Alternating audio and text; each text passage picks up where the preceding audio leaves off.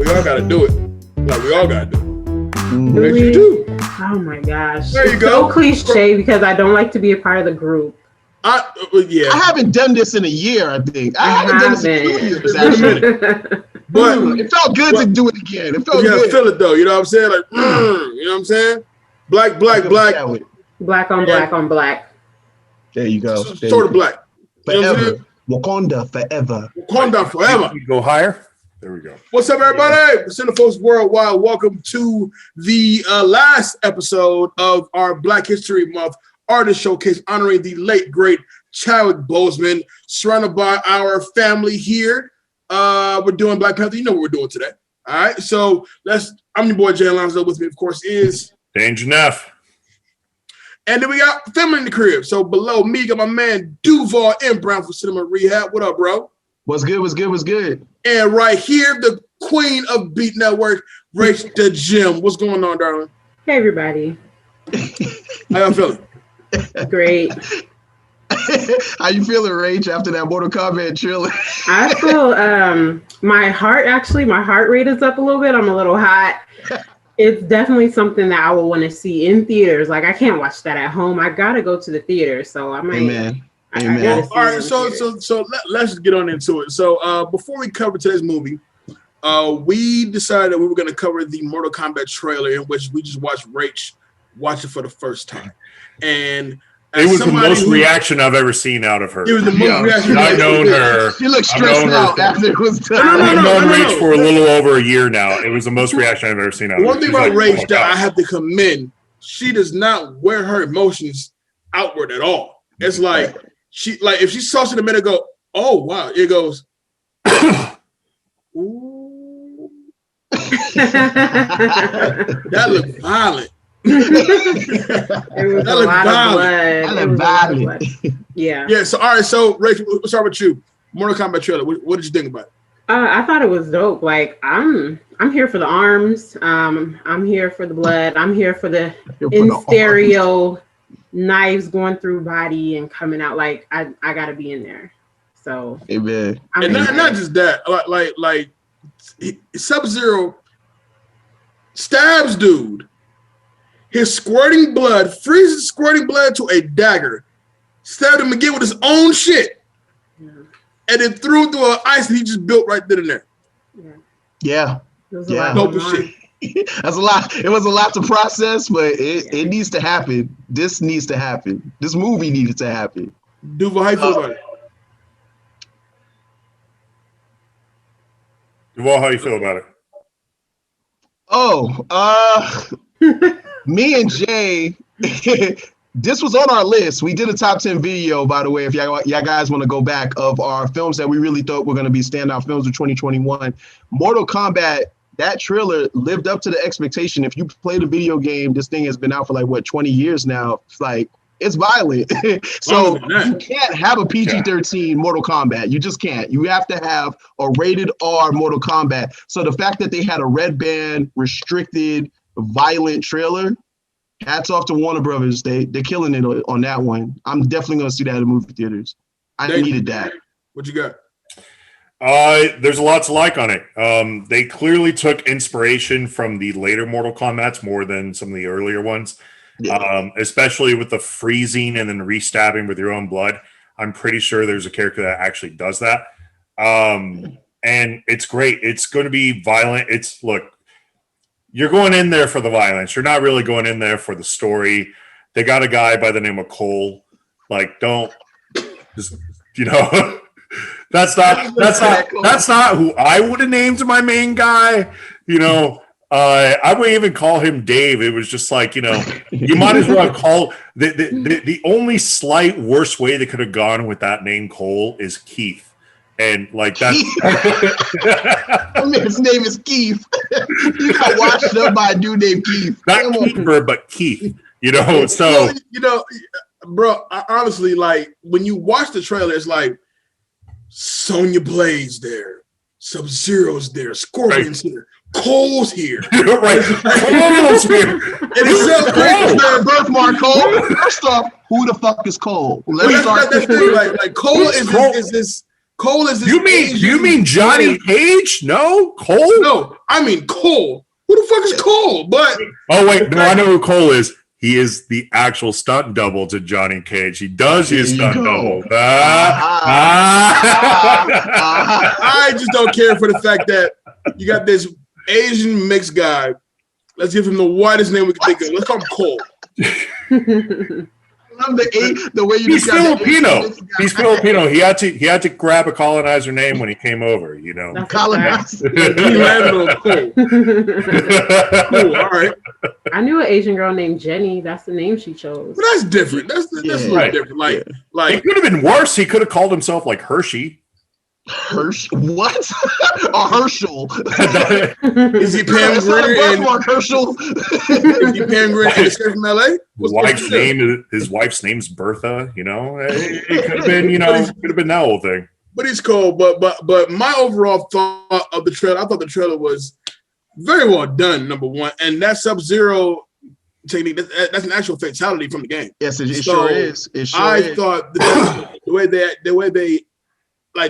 executed that had me like, oh, I can't wait to watch this shit. Like it was so dope to me. Goro looks dope. Sonya Blade looks great. Jax, Steve Harvey, all right, you know what I mean? That is not his name. They couldn't have given him a flat top. No, don't do that to him. Don't do that to him. Dreadlocks, First off, it's good to see a working brother get his due. Makad Brooks is his could have had a part in the side and the comb over. No, listen, nothing would have been better. Nothing would have been better if like he goes to Sub-Zero and he grabs Sub-Zero. No, Sub-Zero freezes his gun. He goes, "Ashtray, bitch." That would be fantastic. Ashtray, bitch. Like, I love that. Unfreeze my gun, bitch. Like that would be great.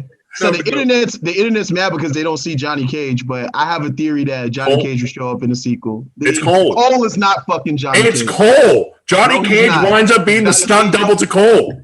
That's what's going to wind up being. Cole dies. Johnny Cage takes the mantle. No. All right, so then let me ask y'all this then. We all know the 95 Mortal Kombat is trash, but it's also fun and trash. Hold on. It's not trash. It's not trash. Bad, but it's very good. It's great. Horrible. Rachel, have you seen it's a vibe. It's a vibe, though. It's a vibe. It knows what it wants to be. I feel like if it's not good, I still have 95 to go back to. I still watch 95 to this day and really enjoy it. I still watch it. Yeah, I still do too. We covered the episode. Jay and I and Los actually covered that episode. And I think Skylar was in the room also back in 2018. And I remember having a blast just like going read through it and rewatch it. So I'm going to post that back on the group site so you guys can go check it out. Most definitely. Please do, because I think I watched a little bit of that episode that you guys did, and honestly, for the trash that it is, it's good trash though. Like I really revisit that movie a lot. That it's a good staple of my childhood. Like when I used to be able to go to the movie theater by myself. Like I seen that in the movie theater 3 times. Like so. I was a kid. And even as a kid, I'm like, yo, Goro looks like shit. Goro looks horrible. I am Goro. His arms would move like the eyes were barely moving and shit. Really weird, you know? Like this is weird to watch. Yeah. And of course, you know, there are characters missing, right?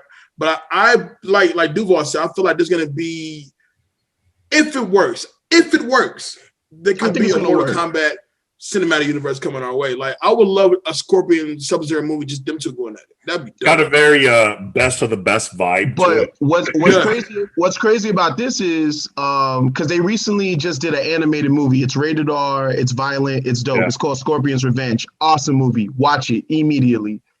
They're trying to say that this is going to be a Scorpion origin movie, like the live action form. It's based around Scorpion and Sub-Zero. It's their story. Yeah, so it's literally their movie. So, and Mortal Kombat just happened to be happening in the background type shit. Like, hey, y'all fighting today? Nah, we got our own shit going on over here. Like, you see that rash on your chest? You get toast. Yeah, nigga, that means you fight next. Oh, for real? I thought that was just some extra shit There going on. ain't no goddamn birthmark. What do you think I you thought like? it was just my eczema breaking out. I thought that was just my eczema. I didn't know how to fight it. Or not I was scratching. You mean this means something? Yeah. I'm I part know how of to the fight Duval Goro now? next. What do you mean I fight next? Some cool shit like, bro, people I got a rash. The shape of a fucking dragon, B. Look at this shit. Shit is dope. Check it out, son. It's not a dragon, man. I think it's not gonna be even a solid. dragon, man. That's a tapeworm. That's a tapeworm. That's fucked. It's contagious is what it is. It looks gross. That is. For sure. All right. Moving on to other news, and this is the last of the movie news that we're covering. After 28 years of being together and dropping some of the dopest house technologic music that you want to electronic pop, collaborating with artists such as Pharrell and of course The Weeknd. Now, Rodgers. Yeah, Daft Punk has called it quits, and this hurts. Like, it hurts me because every time I think of Daft Punk, I think of high school. I think of the Toonami. I posted something in the group today. I think of the Toonami Interstellar 5555 that they had coming out. That was literally the animated movie that was based on their second CD, Discovery, and the movie literally follows that entire CD. And if you ever watched, Toonami during that time, it was just something that they would just like throw on every once in a while, and it was a real vibe. Like, you would be sitting there, like, kind of doing your homework and whatnot, and maybe you look up and kind of see some weird shit going on and whatnot. But that do really be Toonami though. but it was on Toonami. It was Cartoon Network Toonami that really had it.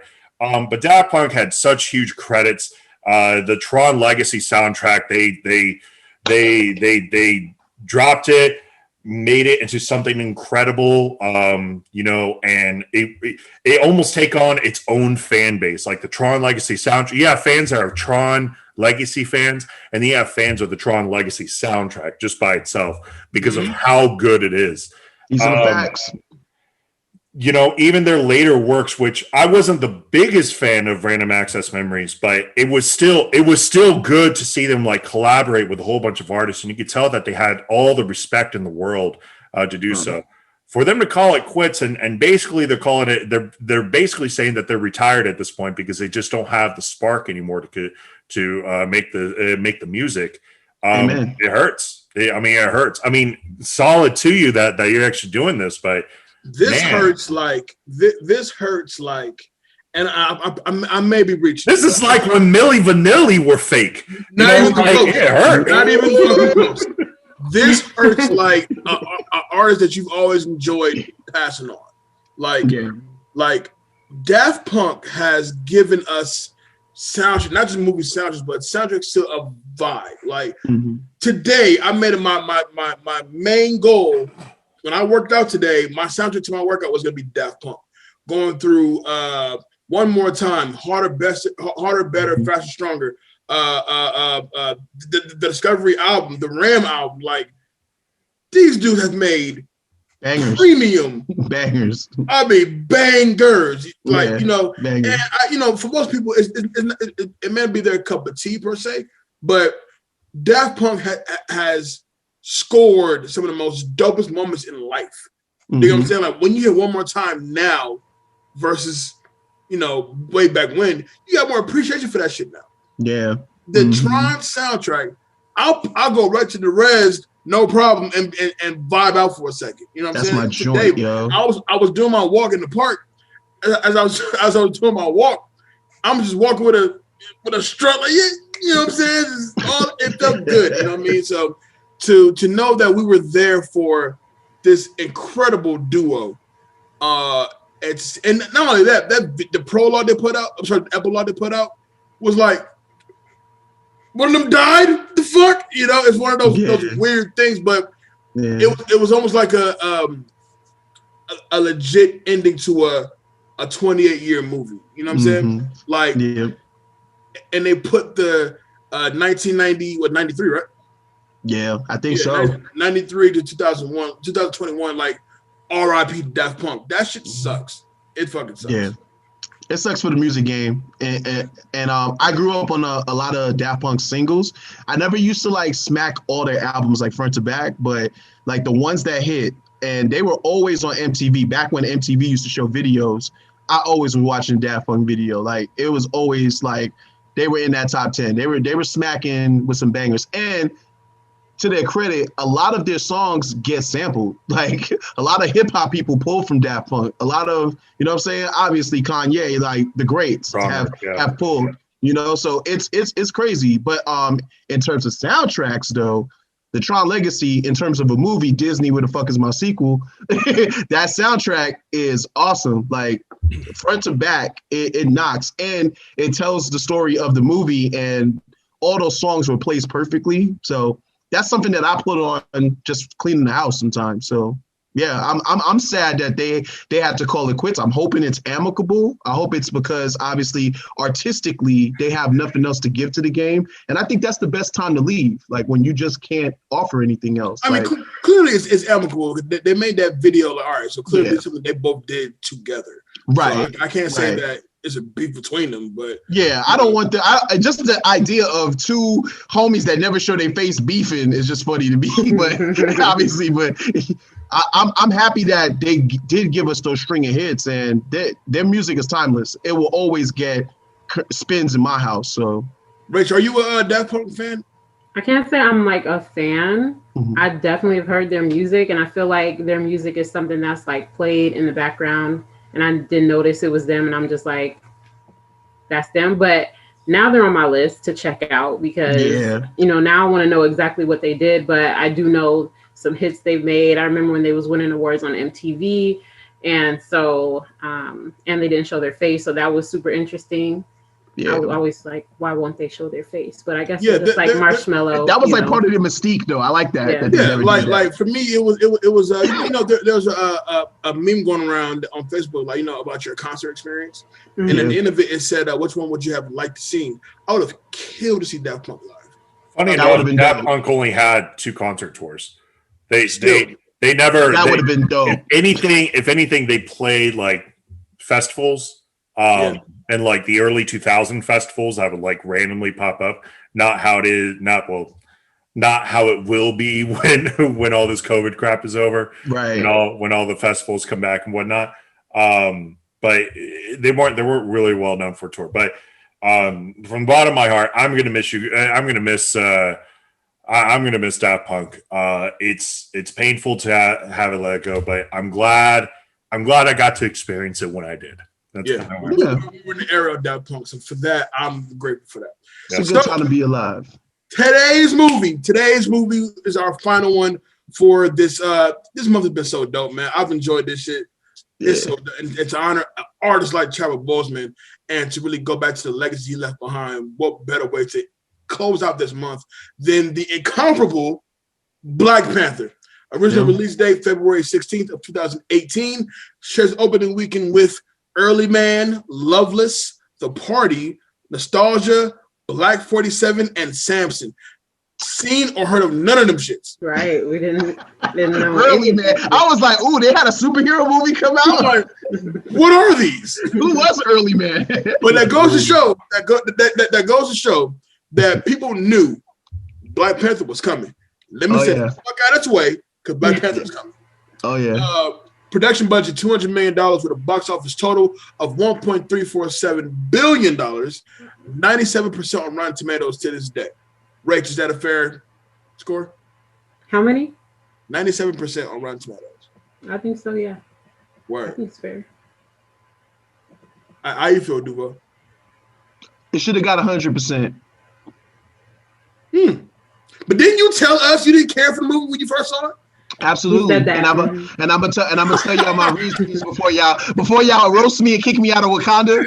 I said, under the bus. If anybody knows, by the way, shameless plug. Me and Selena, we do cover WandaVision episodes. I like Marvel, and I've told Jay I'm a sucker for Marvel. If Marvel comes out with something, I'm gonna go see it. I want to see Shang-Chi. I'm like the only one that's in their top 10 movie, and I'm the only one that wants to pay to go see Black Widow at this point. So I was hyped to go see Black Panther. I had tickets, AMC. I showed up. People looked like they were coming straight from Zamunda. People was dressed up like Prince Hakeem. It was a whole vibe. Like, I get there, and let's just say I was a little twisted. I wasn't myself. So blame the yak. I'm gonna blame the yak. It's not the yak's fault, though. It's not the yak's fault. But let's just say I didn't get a chance to really enjoy the amount of love that was placed into that film, and I almost kind of lost the artistry of what took place. So it didn't wow me on the first viewing, and I was also feeling like the Black Panther character was utilized better in the Russo outings, like Civil War, and stuff like that was happening. So I went back. I saw that Galaxy movie theater, my second favorite movie theater in town. Did the whole thing, DFX, the whole 9 yards. And I was in love with that movie.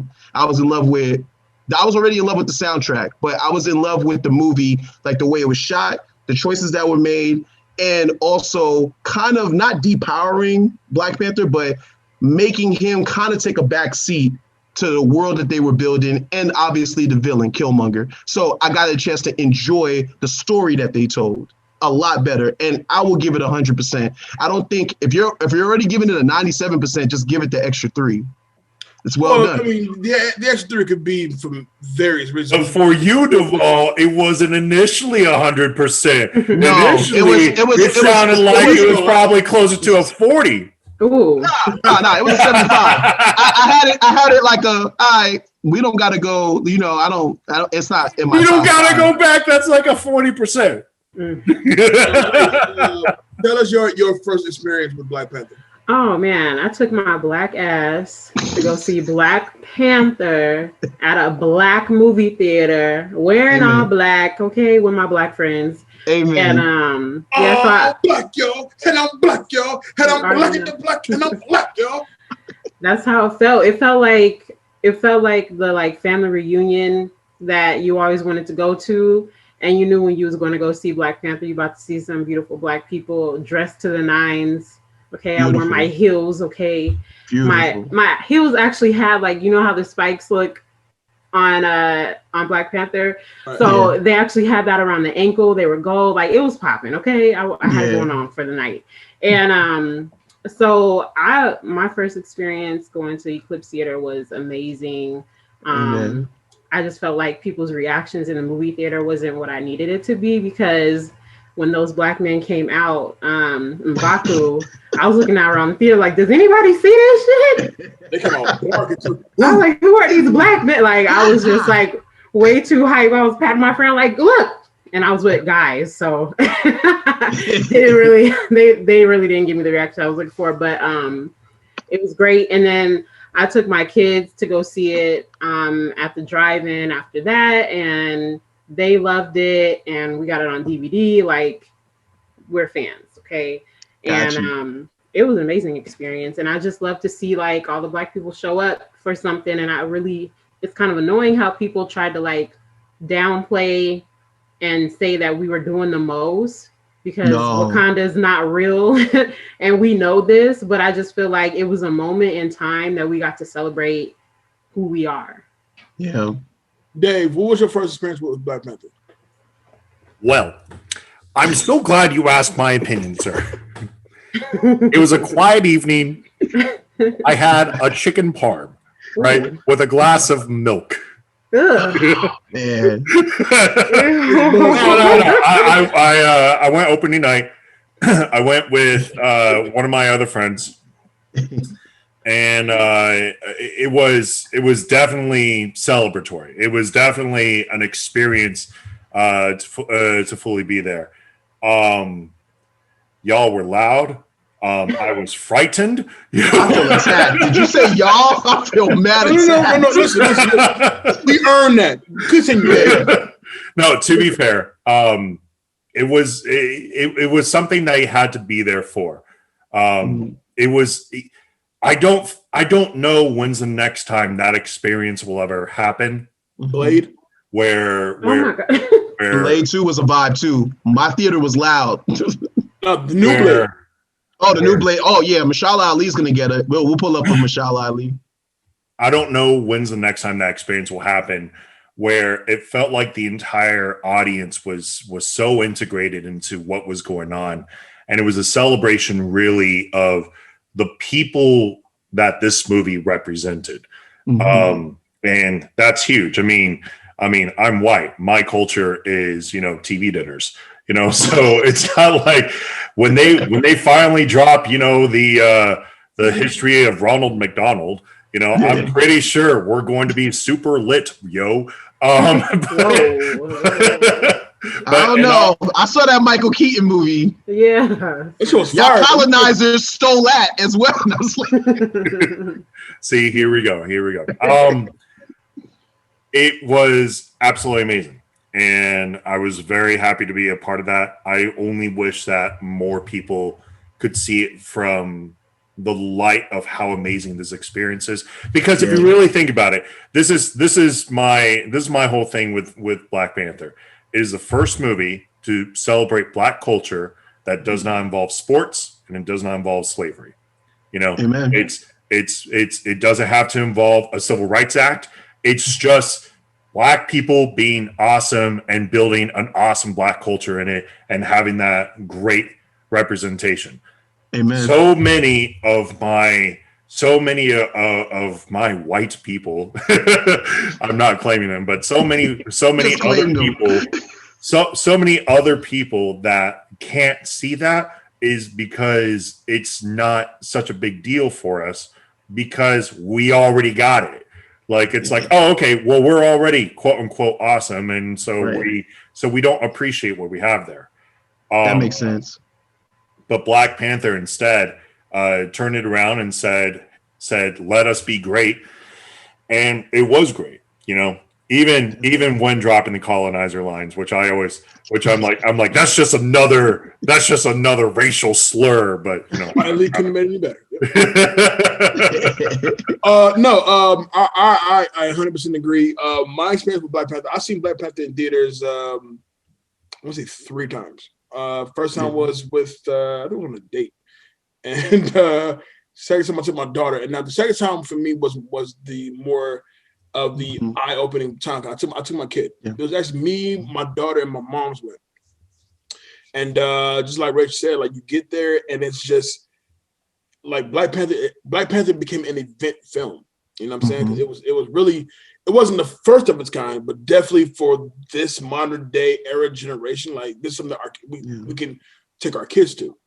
And I remember getting the tickets, but this is back when still when you pull up to a movie theater and the line is down the fucking street, like everybody's there and they're in their freshest African garb and they got their dashikis on and everybody got their Black Panther shirts on and they got African garb as like it was the most beautiful thing I'd ever seen, and that's just really outside the theater.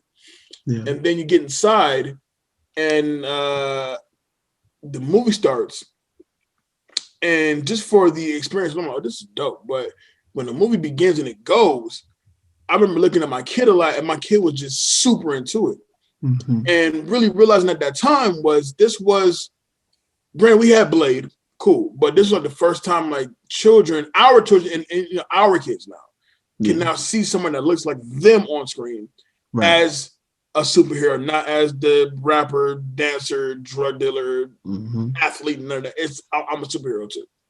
And another thing that tripped me out about that screening that night was, granted, it was a bunch of Black people. A good 80% was Black folks, but the 20% that was other races like white folks and Spanish folks and Asian folks, but for them to be in it because they know nothing about Black Panther, but are so excited to see what this is, and to be extra, and to be just as hyped as we were, and then to see how people were talking to each other afterwards, you knew then, like, oh, this is a cultural phenomenon. Right. This movie, Chadwick Boseman is a fucking star, like through the roof, like a star. Yeah. You know what I'm saying? This is his vehicle, and nobody knew nor expected Black Panther to do what it did in the box office. To have a 98% all Black cast, you have black writer, a black director, and Marvel and Disney put money behind it, and it grosses over $1 billion. Nobody saw that coming. Yeah. Nobody saw it coming. So now, making the passing of Chadwick Boseman that much more like, fuck. Yeah. Because you now realize what you're gonna miss, what you're truly gonna miss. Yeah. I agree. Dave, kick us off, man. Let's kick this movie off. Yeah. It's kind of, I don't necessarily want to follow so much kind of the script of this film that I normally do. All that you really need to know is Wakanda is somewhere in Nigeria, apparently. They believe in the goddess Bast, which is an Egyptian goddess. Not going to really go into that. This really kicks off with this story on the containing of the metal vibranium, which we know that the suit of Black Panther is basically a huge part of. And it's very clear a huge reason why Wakanda is as successful as it is today. So anyways, you can attribute some of the success of Wakanda to the vibranium that's involved. But that doesn't really touch base on anything else that comes from that, such as the culture of Wakanda. As 5 tribes make up Wakanda, and don't ask me their names. I'm very, very terrible at that. They all you only really know the Jabari because we already know the Jabari tribe is like everybody's favorite tribe. But the Jabari is like, that's the hood. You know what They're like this. It's challenge day. And on this particular day, it's challenge day. So we initially get this really, really great sequence with Chadwick coming in and basically helping out a group of traders in this case that were basically trying to sell off women for a human trafficking thing. How can you not like that? Like, this is a guy that's literally most of what people worry about nowadays with human trafficking. This is a legitimate case of what's going on, and you could attribute that to stories of Boko Haram as well as other groups that are there in Africa. This was a very real thing. And it is still a very real thing today. So to showcase Chadwick and Black Panther to coming in, whooping some ass, obviously, and you get the introduction to Nakia, played by Lupita Nyong'o, in doing so, it was fucking awesome. I like that scene. I really enjoyed that scene. It's everything you want. It's literally, it's not a guy coming up against, it's not just some random bad guys. You know what they're doing. You know what's going to happen to those people. But it doesn't have to be implied. Yeah, exactly. But you know what? But Rach, let me ask you, because Nakia, number one, the melanin on Lupita Nyong'o is like dipped in chocolate. Oh my gosh, she's so bad. I love with this movie that a lot of Black Panther's and T'Challa's success is really based around women. His henchmen are actually henchwomen. His mom holds a super strong, position as Queen of Wakanda, and him, and being very supportive of her son. So, with the women being as strong in this movie and being like the ones that you really just don't fuck with, because they'll kill you. How did that make you feel as a Black woman watching this movie? I mean, it felt amazing because, to be honest, it's kind of the truth. Black women have always been like the patriarchs, the ones that get it done, the ones who are standing behind, the Black men, so they could lead the way. So I thought it was amazing. And I like the fact that, he also consults with Black women before he does like any major moves. And I feel like that showed, what the family structure is supposed to be like. And it just was refreshing to see like some truth behind what the makeup of Black people are. Like, this is what we've been doing, but that's not what's shown out here in these streets. I know we skipped over that one scene, obviously the beginning, but I was just going to touch back on it. I'm not going to spend too much time on it. When you got to see T'Chaka, younger T'Chaka, and the Dora Milaje like walk through the door of Oakland, they had a presence when they walked through the door. Like they were like, we ain't here to fuck around. Like we here for y'all. We need answers. And then you get to see obviously Sterling K. Brown, obviously the younger brother, and that sets that narrative in place. And it just, I see two Grace Jones looking chicks. He said, yo, open that up. Immediately. Don't keep them waiting. They're not going to knock again. They're not going to knock again type stuff. So I thought that was a clever, a beautiful way to open that film, because it already now is placing you inside of this world now. Now you part of the Black Panther world. And obviously we got way more world building to do, because you're about to now show us this Afro-futuristic whole situation that we've never seen before. So I just love that the stuff that was being introduced. You've never seen nothing like that before. You've never seen a Black superhero with African like wrapping around him, take off a helmet, like, all right, yeah, we going back home. We got some shit to work out. You know, like that was just such a strong opening for that film. Side question. I assume we all watched this on Disney Plus. I watched it. I want to say it was. I own it. Wait, I own it too. I watched it the other day, last night on Disney Plus, and I remember the week actually when Chad Boseman passed away. They changed the opening Marvel sequence. Yes. The logo to just Chadwick Boseman. Yeah. Which I thought was just the most. Number one, it's high honor. Yeah. High honor for highest. The fact is, like, they kept it there. Even to this day now, to this day now, to where when you put it on now, it just gets you that much more just invested into the movie, because all the what was normally like Iron Man and Hulk and all them kind of making up the Marvel logo is now all Chadwick Boseman. I'm like, that was so dope to me. I love it. Raw. My bad. Continue, Dave. So, and to kind of go into that scene, because this was something that I watched it before she fell asleep because she was tired. I was watching it with my niece, and I was kind of discussing one of the cool things about the whole Wakanda thing is how they basically isolate themselves so much to basically pose as a third world country, which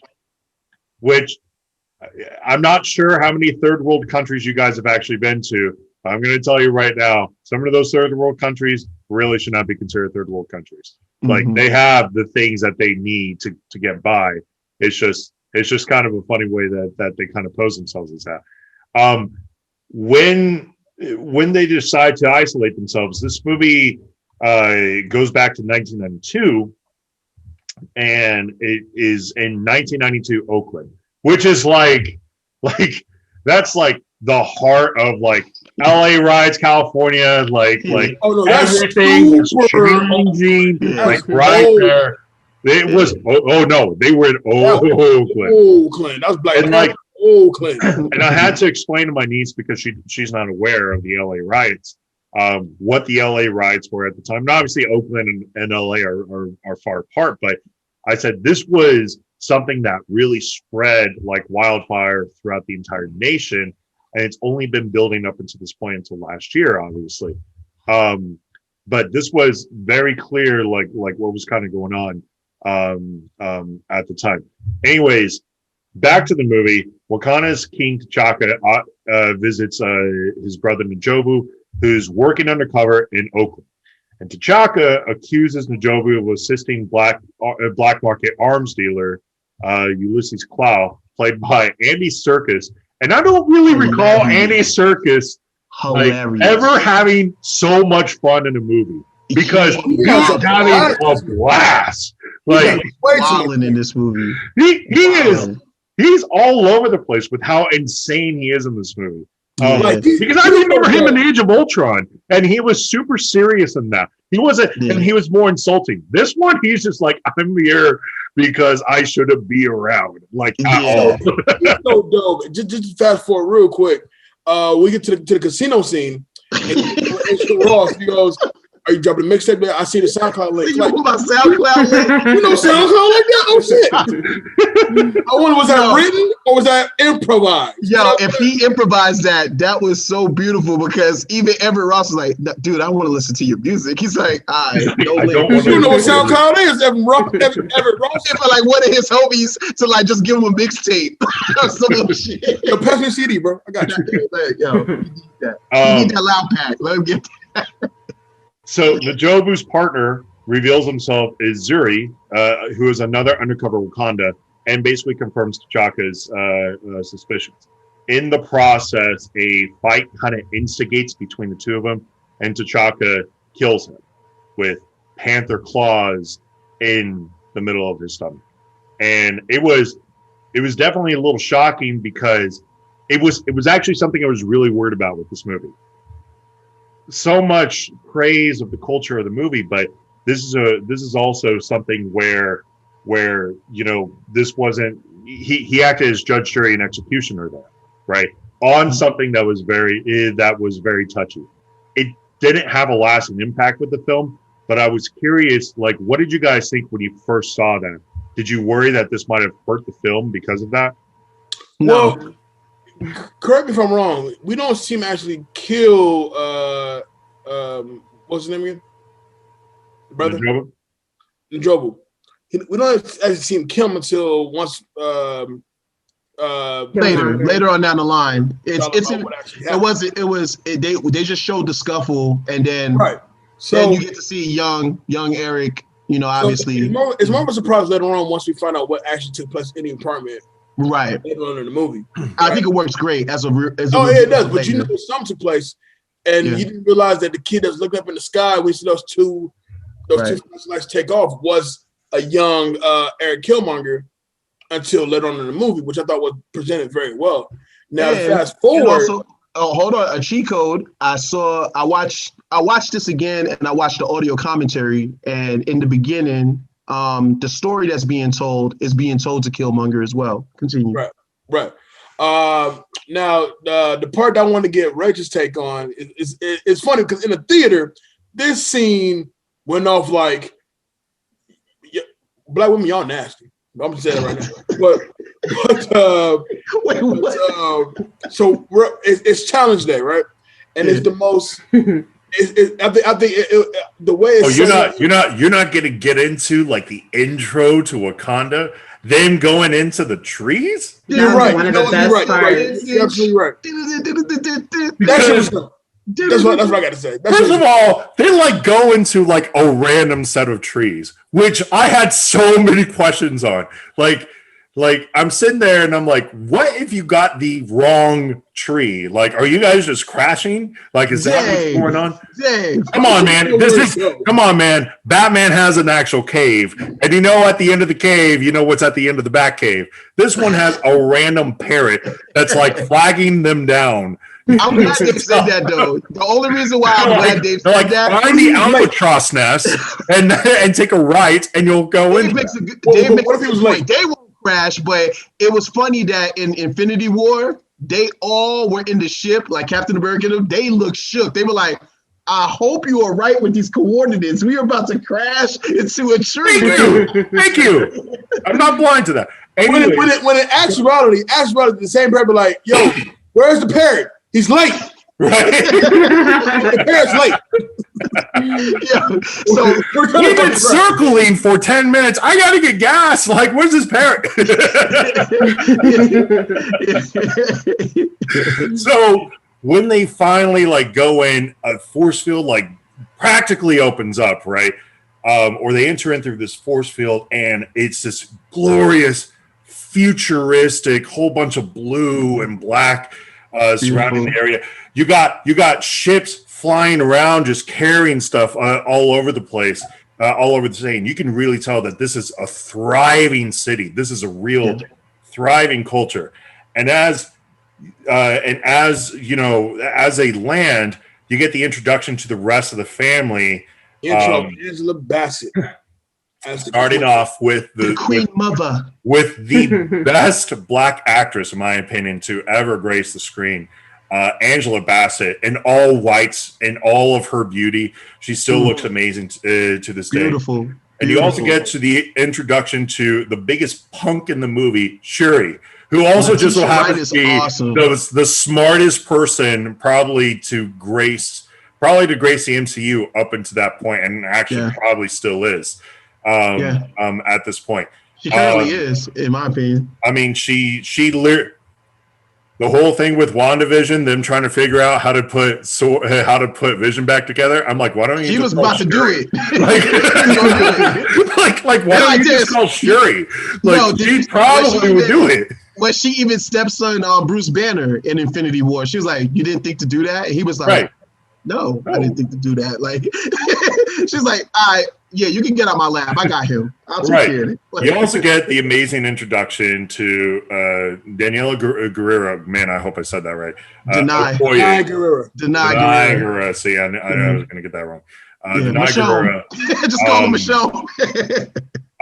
Okoye, who is bald, but woo, man, no games. Beautiful. She is playing no games, nothing. And she supports that ball, girl. You better rock that ball there like you don't give a fuck. Yeah. She was with it. Are you guys Walking Dead fans by any chance? I was up until right before Negan was introduced. Rach, you like Walking Dead? I got like 3 seasons in. Okay. And then I got irritated with the writing. I had a chance to see the beginning Denai when she used to carry her. She was a boss. Her dead brothers with her. Yeah. She's amazing on that show.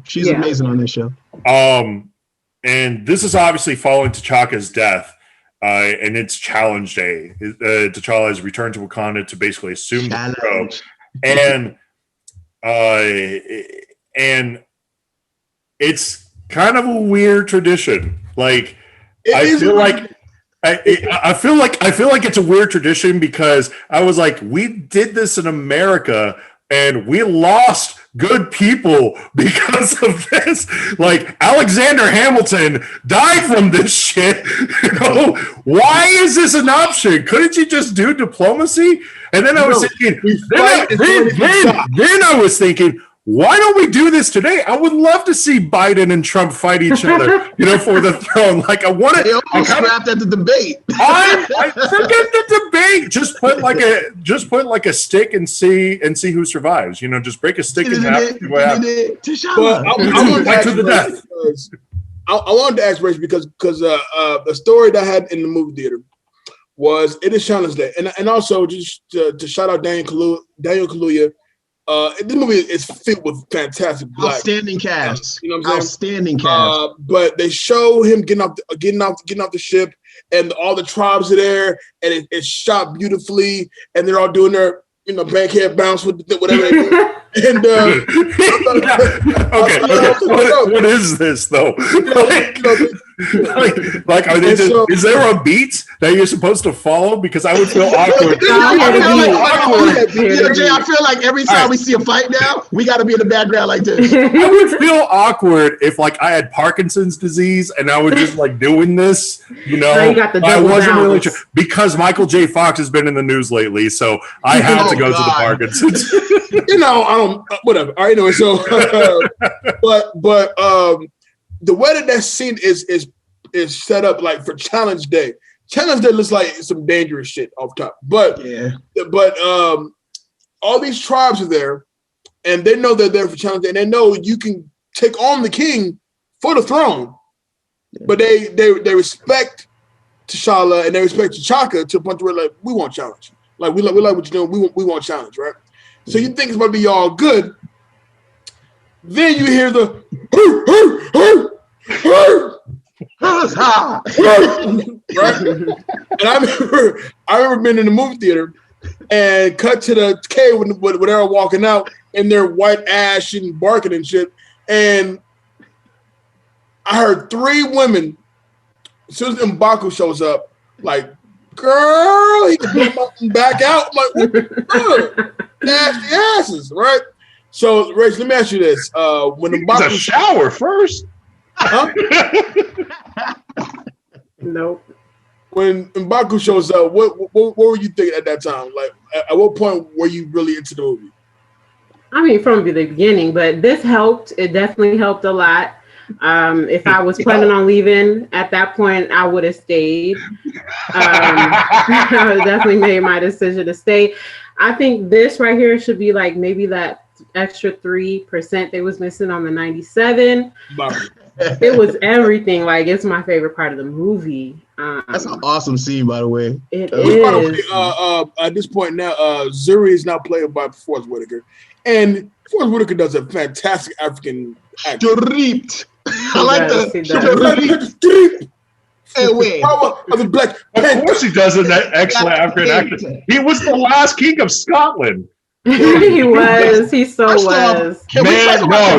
Do not knock on him. That was an excellent, horrible movie. That was a really, really good movie. You don't like I don't want to watch it again. I love that movie. Black ass Forrest Whitaker, sweaty and shit, and just being so scary. James McAvoy getting hoisted up. Oh man, that movie's wild. He's terrifying. Yeah. He's just like, I'm just gonna kill my shit out of me. It's bad enough he got the lazy eye too. Shit, I'm scared. Like, stop. Let me ask you this. You know what would trip me out? Is if his lazy eye like switched all of a sudden, just like one's in blue. Like, what the fuck? I would have to laugh. I would have to laugh. I would have no choice but to laugh. But let me show this. So M'Baku challenges T'Challa for the throne, right? Yep. Now M'Baku has his goons, T'Challa has his guards, right? And they form the two fighters, right? So help me understand this, because I was watching with my girl. She's like, so what happens if the guards get close to both of them? I was like, did they both die? I'm like, that's a good question. Did they both die? I mean, well, I don't know, because presumably you're shortening the ring to end the fight sooner, right? Yeah, I feel like that's what they were doing, trying to get closure out of that fight. Like you don't want a Mayweather to like fight in this thing, because he's going to run circles around the ring, all night long to go for that title. The shade during Black History Month is showing its real face. No, it's the shade on Mayweather. I've met him. Okay. Damn it. No. Dave, we're doing this next month. We're not going to shade Mayweather on this show. Until he becomes a guest on this show, I will shade Mayweather as much as I can. Oh, man. But by the way, Floyd Mayweather, if you are listening to this episode, we are looking for donations. Please go to beatnetworkonline.com. Go ahead and drop some money on us. We'd be more than happy to distribute. After you just shaded him, look, he don't talk for me, Money May. We good. We straight. Jay, to let you know, I think it was kind of like that fight was getting way intense, and they were literally at the edge of the waterfall. Am I correct? That's the point to where both T'Challa's guards, right, M'Baku's people are literally within 3 feet of the both of them, and they're like at the edge of the cliff. I'll do you one better. I don't think they're allowed to challenge technically, but he still took the challenge anyway. So it's already. I don't think they were allowed, because even even Zuri said the same thing. Zuri is like, "What are you doing here?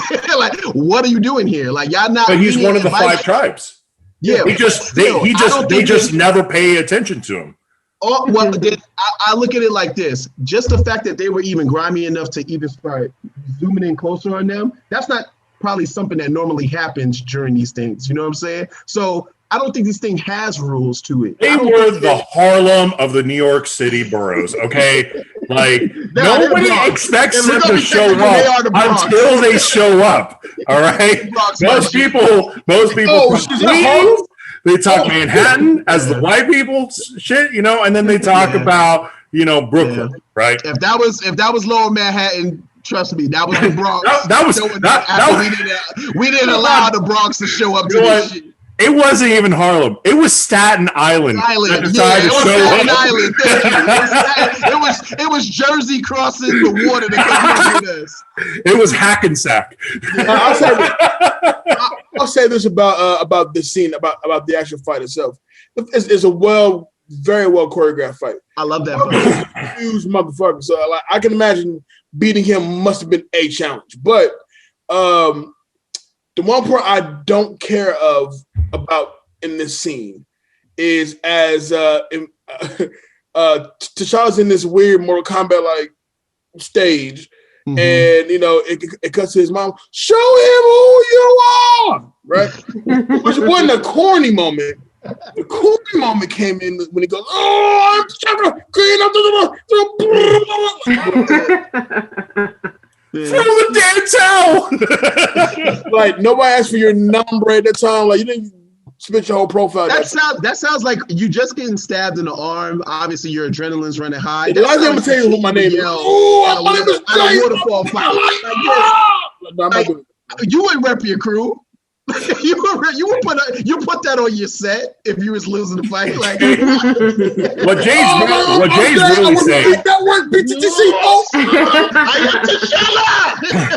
Jay, correct me if I'm wrong, but what you're really saying is that if you get stabbed in the arm, you want us to do the same for you. Show who you are. I got you. That's my favorite line.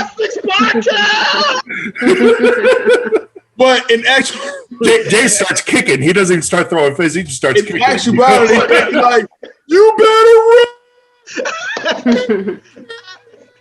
You better not lose. Play dead. Just play dead. Me or somebody in Fetal position. Fetal position. It shows vulnerability. You're not a bitch. Just act like you are for a second. Right. So obviously, T'Challa wins his when you fight. come home, that's what a real Black Panther would do. If you lose, we're gonna fuck you up when you get home. Yeah. I think that's why they were like up so high, because if I was the mama, I'm jumping in. Period. Oh, you like Craig's mom? Way Oh, up yeah, I'm high. gonna jump in. You're like I'm Craig's mom. jumping. Oh, yeah. If your tribe was was way up top, you got the nosebleed section of the cliff. You're not gonna jump No, off. I'm just saying. I'm saying that's why they have them like that, because if it was flat ground, oh, I'm in the water. I'm in the water. You got me fucked up. Yo, but the best part was they was even like cheering for him, like T'Challa, T'Challa. Like it was so that? weird, but They're it so was so graceful. They're so graceful with it. All they did was steal that from Rocky. Oh my god. All right, so obviously T'Challa wins. He makes M'Baku top, which I was a little disappointed they tapped, but fine. Introduction to good old Killmonger, which I'm gonna tell you right now, Michael B. Jordan's not a good actor, but for this movie, he's all right. He was used correctly. When we get the introduction to Killmonger, it was almost shocking to kind of see it, because he's standing there. He looks like he belongs in an Abercrombie and Fitch, catalog. Standing there in the middle of the Museum of Great Britain, which is a hilarious joke, because the Museum of Great Britain literally has no artifacts from England. It's literally all colonizer artifacts. You got, the British got this from the Benin tribe. From what I was like, oh, so you guys stole that from this tribe. He said, "Don't trip." He said, "I'm gonna take that off your hands." Which is hilarious, because there's been like this meme going on that's like, "What's British but doesn't feel British?" And it's like the Museum of Great Britain. Like that was one of the jokes like everybody kept mentioning.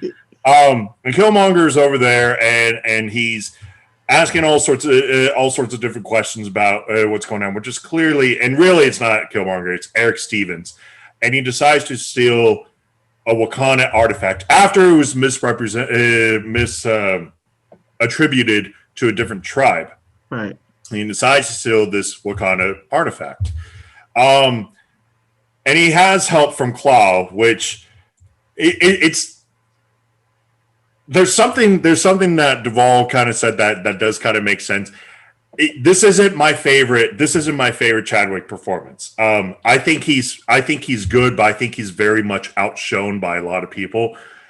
That Watching this movie a third time, he's kind of outshone by Klaw. Not a lot, but Klaw's hilarious in this. Like he's stupid. Like he's going to die.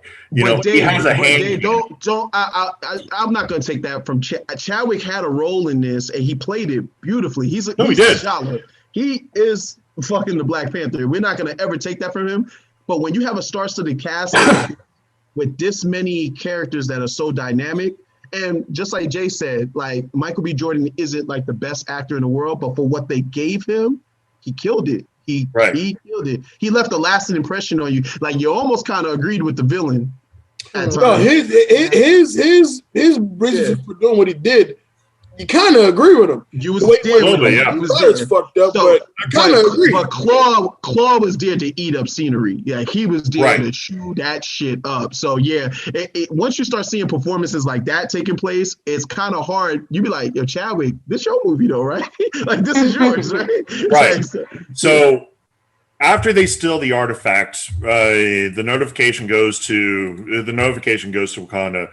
And they recognize that Clow basically has this artifact, and they urge him to bring back Clow alive. So T'Challa, Okoye, and Nakia travel to Busan, South Korea, and for some odd reason, there's a conversation, between Nakia and a South Korean woman in South Korean, and I'm like, this doesn't fit. Like get this out of the way. I actually like the conversation because it shows that Nakia, despite the fact that she's a Wakandan spy, she's very worldly. She knows her way around the streets. Why does she know South Korean? Because she's how many South Korean enemies do we have? She's running an underground casino. You have to know who she is. She's been there before. Hold on. You're going to learn South Korean because somebody is running an underground casino. They're smart. They're from Wakanda. What are you talking about? They're all intelligent. Shuri is the smartest person in the Marvel universe. You don't think they know other languages? I'm giving you the Chris Rock, from Fifth Element because that's how silly the argument. That's how silly the argument is. And I'm gonna shoot this one, you colonizer. Like for a fact. I didn't say anything racist to you. Okay. Hold on. Just listen. This movie, in the heart of this movie, just to let you know, it's a James Bond movie. They treat Black Panther as if he's James Bond in this whole film. And Shuri is Q. He's Batman.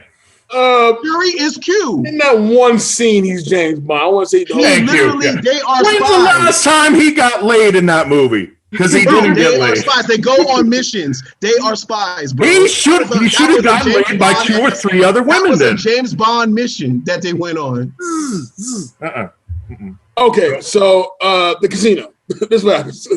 So I thought the casino scene, while great on the action, was a bit heavy-handed. I agree it is a bit heavy-handed for sure. That her speaking South Korean, a talent. Okay, cool. But for them to go through that casino and kind of play it very James Bondish, I will give you that. I just said that. But by the time more Mission Impossible than James Bond. Okay, I'll meet you in the middle with that. Meet you in the middle. That's what it is. Even though Shuri is cute. Let's just keep it 1,000. Well, let me just first acknowledge real quick. Once again, going back to this beautiful Black culture we got going on over here. Lupita looks great in that dress. That dress, the green dress. Denai looks great in her dress. She wanted that wig off though. She wanted the wig off, and that's why it was the first thing she threw. Yeah. I love when they walk in and you get like the layout. That was beautifully shot with the weekend music playing. That was beautiful. And he had a badass suit on, so that was a badass suit. For sure. Ryan Coogler said it represented the Pan-African. Like he made sure that they all represented their colors the right way. Right. Killed it. So tell me about Rach. Tell me about when shit jumped off in the casino. And we have this wicked showdown, this wicked car chase through the streets of Busan. I'm not gonna lie, the car chase was my least favorite part of the movie because I kind of felt like we're just stringing this thing out a little bit, and he should have been able to catch him. It just was like, I don't know. I just don't like inaccuracy like that. Can I let me interject just a little bit. The whole casino, the one shot, Ryan Coogler famous one shot thing, beautiful. You get the final reveal of the claw. What was that? A vibranium cannon? that kind of shut things down a little bit. So that did kind of give them enough time to kind of run away a little bit. They had enough time to escape. So the car chase seemed right. That seemed like the right way to go with it. You know what I'm saying? And then you got to showcase, obviously, the Wakanda tech and the vibranium suit in action. Because remember, we're still in a superhero movie. Just we need to do superhero shit. And I think a lot of people also forget that. Like, this didn't really have a lot of superhero beats. So this was like the one legit superhero-esque scene, I would say, that they went full superhero. Like, T'Challa is literally climbing on buildings and literally balancing the car and literally getting hit with bullets and regurgitating that energy back. Like, so I think that's why it was exaggerated like that. I wouldn't take it out of the film, though. I'll keep it right where it's at. I also thought it was a very smart call, an interesting call, but a smart call. The fact that once T'Challa does catch up with Claw, and has the opportunity to kill him, he was going to murk him. Yeah, and realizes that it takes Everett Ross. Well, not Everett, but it was really Okoye. To realize that they're recording this. Yeah, they're watching. So you use the power of the internet and the power of technology to watch the King of Wakanda murder somebody in the middle of the street. That will fuck up the whole thing. I thought it was really interesting how they used that particular thing that we kind of go through today in real life. Yeah, definitely. And I think Rachel made a good point as well, on top of the fact that she was right. That car scene was sloppy in terms of, you guys are supposed to be Wakandan spies. You're supposed to be a black superhero that nobody's supposed to see. You know what I'm saying? So you're really in the middle of the street, out in the open, avenging Wakanda right now. That's not the way it's supposed to get done. You were supposed to go snatch that in the cut. You weren't supposed to be out broadcasting all of this avenging that you're doing. The line was, King or Sir, the world watches. Yes. The world does watch. Yeah, and it will be on World Star in 1 hour, so I need you to wrap it up. Fox News, all kind of shit. Yeah. I mean, I could appreciate like the elements of that scene, like seeing how strong his suit was, seeing, the power between the two of them. I just hated the cars. I don't know, just right. The plug, you didn't like the shameless plugs? What were they? What kind of cars were they? By the way, did you guys see that at the very beginning of the film where they were like, this movie has product placement? I was like, no shit. Like, that's really what you watch was product placement. Like, you can put that in front of any movie. Like, I don't even care. I thought that was a thing that we do these days, but money. BMW, Pepsi, right? Like, let me make sure my Coke can is perfect. Product placement. Kendall Jenner's over here trying to stop a protest with a Pepsi can. It makes sense that way. Dave, so we're now when T'Challa decides not to kill Claw, and they take it back to, I'm gonna assume, the CIA's. They're in some random safe house. They're in a safe house, and this safe house is apparently found out very quickly.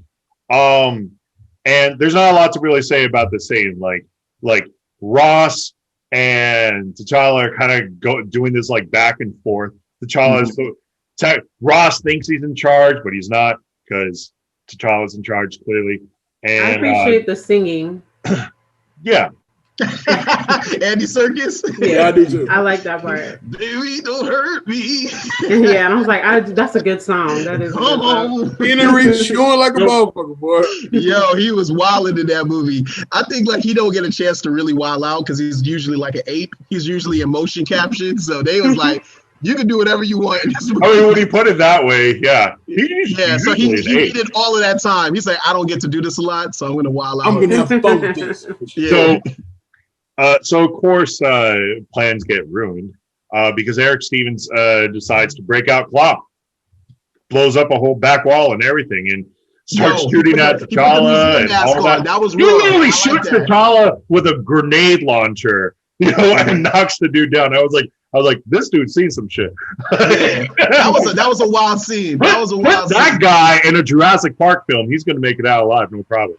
He's going to have that grenade launcher ready to go.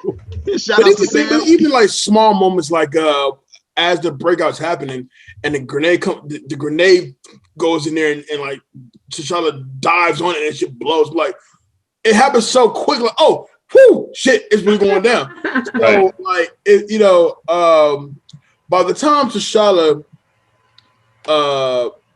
tries to catch up to Killmonger, it's just or to the escaping van, if you will, it's too late. You know what I'm saying?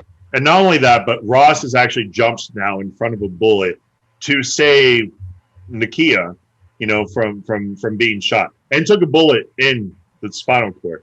And of course, they throw some like magical little bead, and it's not magical; it's technology. Right. To slow down the process. They say we can heal him in Wakanda, and I'm like, oh shit! You're about to bring in the colonizers into Wakanda. You've had one white guy in there before. He fucked everything up. They bring the CIA. Let him die. Let him die. Let you know, I think T'Challa and Everett Ross, for the most part, had a really good relationship up until that point. I think that's why he chose to save him, because he should have left him there. He should have left him there. And when they bring Ross back to Wakanda so they can save him, I love that the first line that Shuri says is another broken white boy. That was good. I'm bringing him home. I love that. I love that line.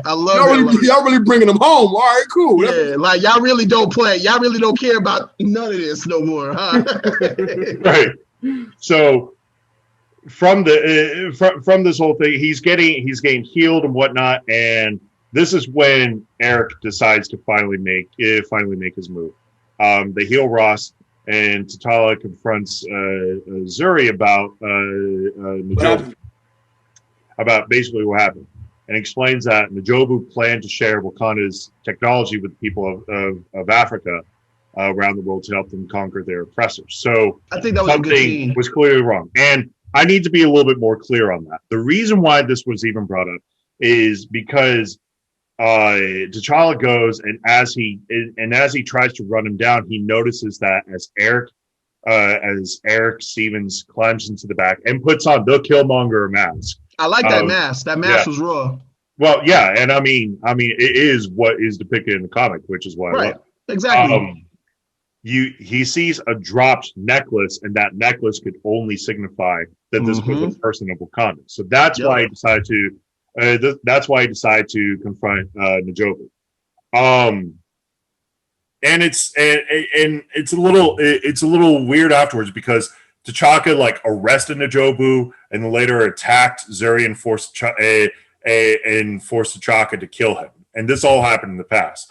T'Chaka ordered Zuri to lie that N'Jobu had disappeared and left behind N'Jobu's American son to maintain the lie, who just so happened to be Eric Stevens, of course.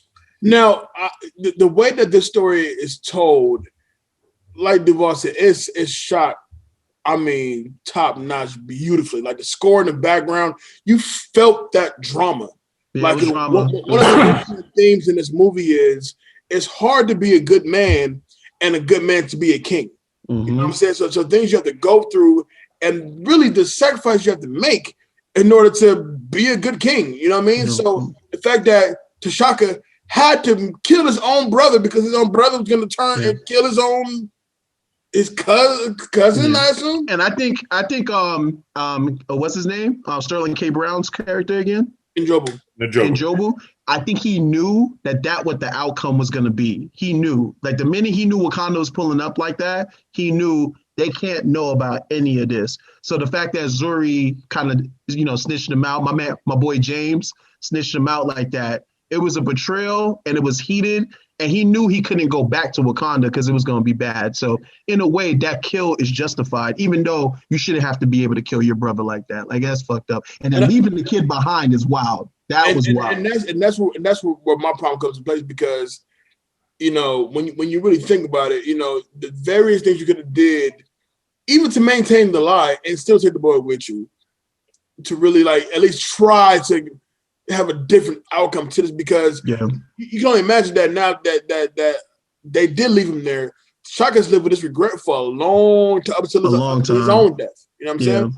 So when they get revisited later on in the movie, obviously, but the fact that Eric grew up with his father's beliefs, knowing that he's never seen Wakanda, but Wakanda has resources and technology and things that he knows that can help the world, and we're keeping it to ourselves. We're no different than the colonizer. We're no different than the people who have it all and refuse to share it all.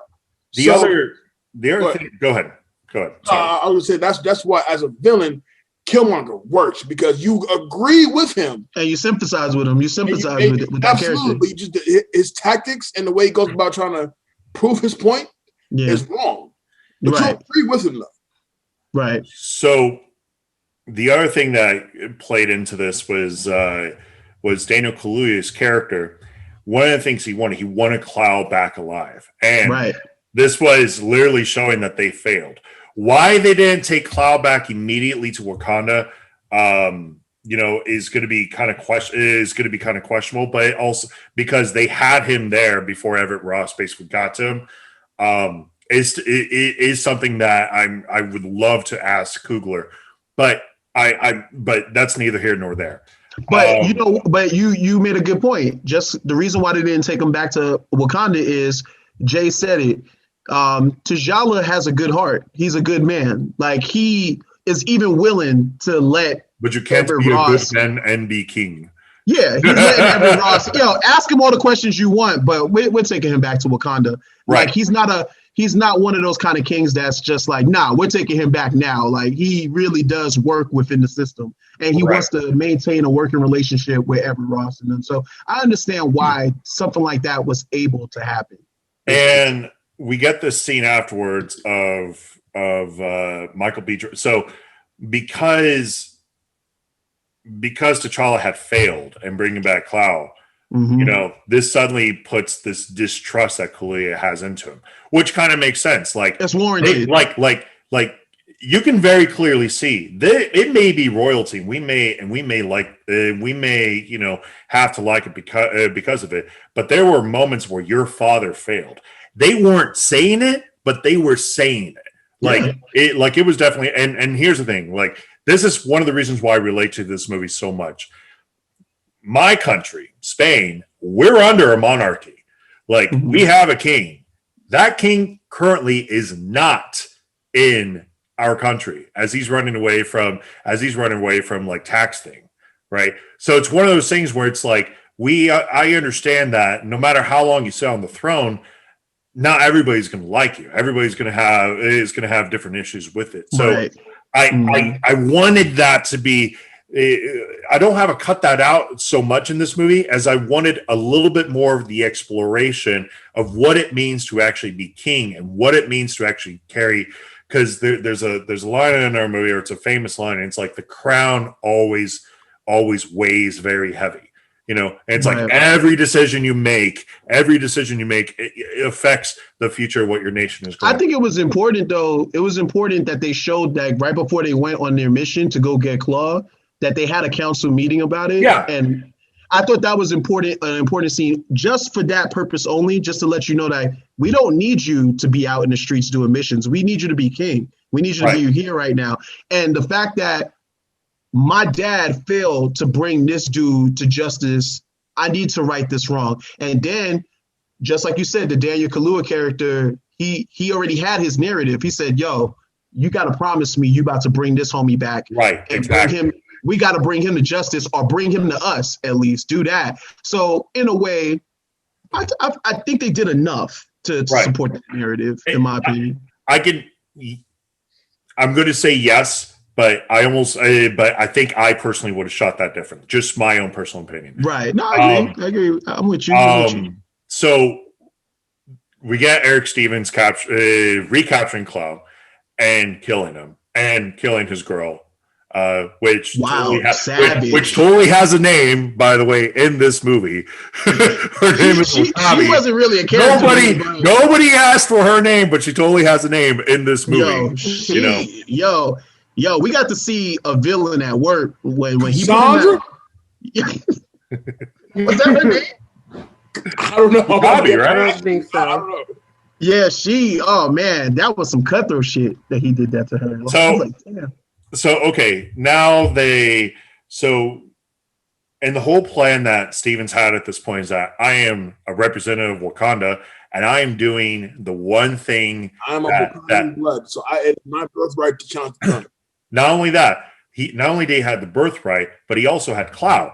He has the dead body of Cloud brought into the body of Cloud was just taken inside because he knew he needed that would his get price of admission. You know what I'm saying? And it was lucky the fact that it was Wakabi, Daniel Kaluuya's character, was there to meet him at the gate, if you will, with the body of Cloud. Right. So if anything is going to get my attention, is the body of this man right here. So right. You know what I'm saying? And then when it's revealed that he is in fact Wakandan blood, he is in fact Njobu's son. And by the way, Angela Bassett did what any black mother would do. Lies! Lies! I don't believe you. I don't believe shit.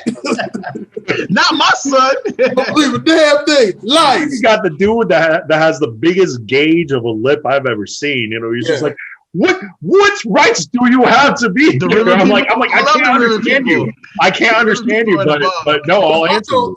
It's also the same guy. At one point, when he was saying what he was saying, he goes, "Go ahead, ask me who I am. I don't care who you were. I'm not going to ask you now. I'm not going to ask you anything. Like, who are you? I need to know now. I want to know who you are now. You know what I'm saying? I'm curious. They call me the Holy Father because I have a hole in my lip. Can you tell? I was going to say, does he have to be asked who am I in order for him to be like, this is who I am? Or can he just like say who you are? Ask who I am. Fuck that. Who are you? Hey, the best line right there, that whole interaction. Yo, the high auntie is my jam. That's my joy. That wasn't scripted. That was literally Michael B. Jordan. I love it. I love that line. That line was bad good. Very clever. So then we get the fight. And T'Challa has like his weapon, which is basically sword and board. You know, he has the shield and his little scimitar, and then Eric decides to take off his uniform, whatever he's got going on, and he's got divots inside of his whole body, and he's just like, "This is one for each kill." I'm like, "Oh, this is bad." Like, I remember reading. Oh, you a fighter. And first of all, like, he came in swole. I'm like, Chadwick, did you not? Well, no, Chadwick wouldn't have worked out now that we know. But yo, what was Michael B. Jordan doing for the past 3 months? Was he just on like roids and keto? Swole, bro.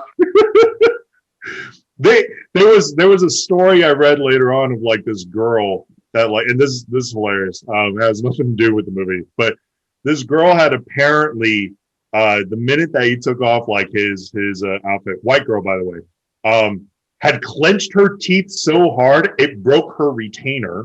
What?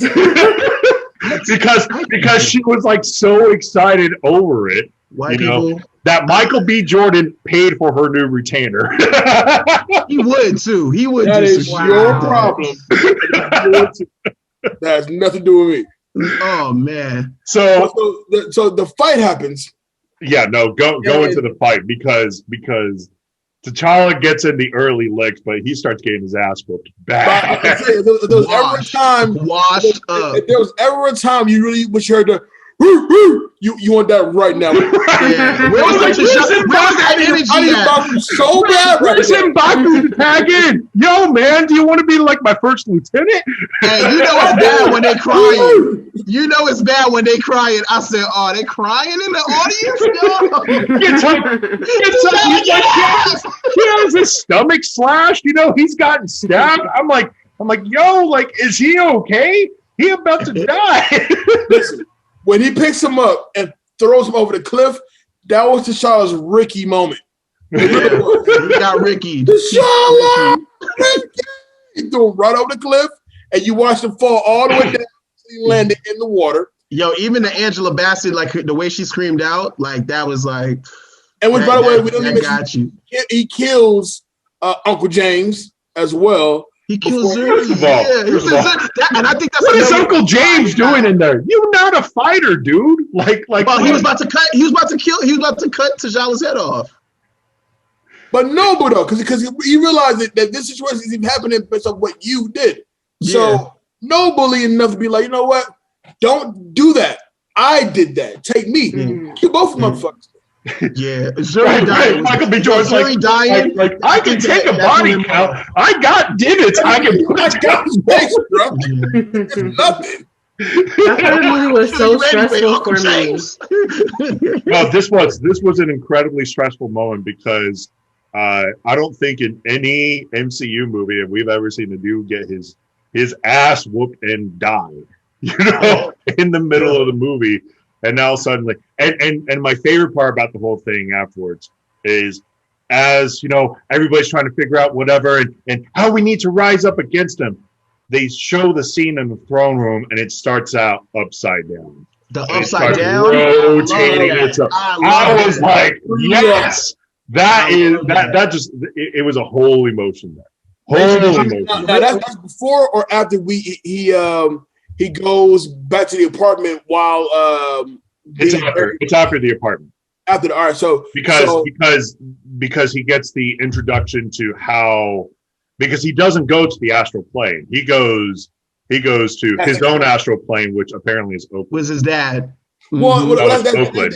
His astral plane is Oakland. I feel like it's not under a tree, it's Oakland.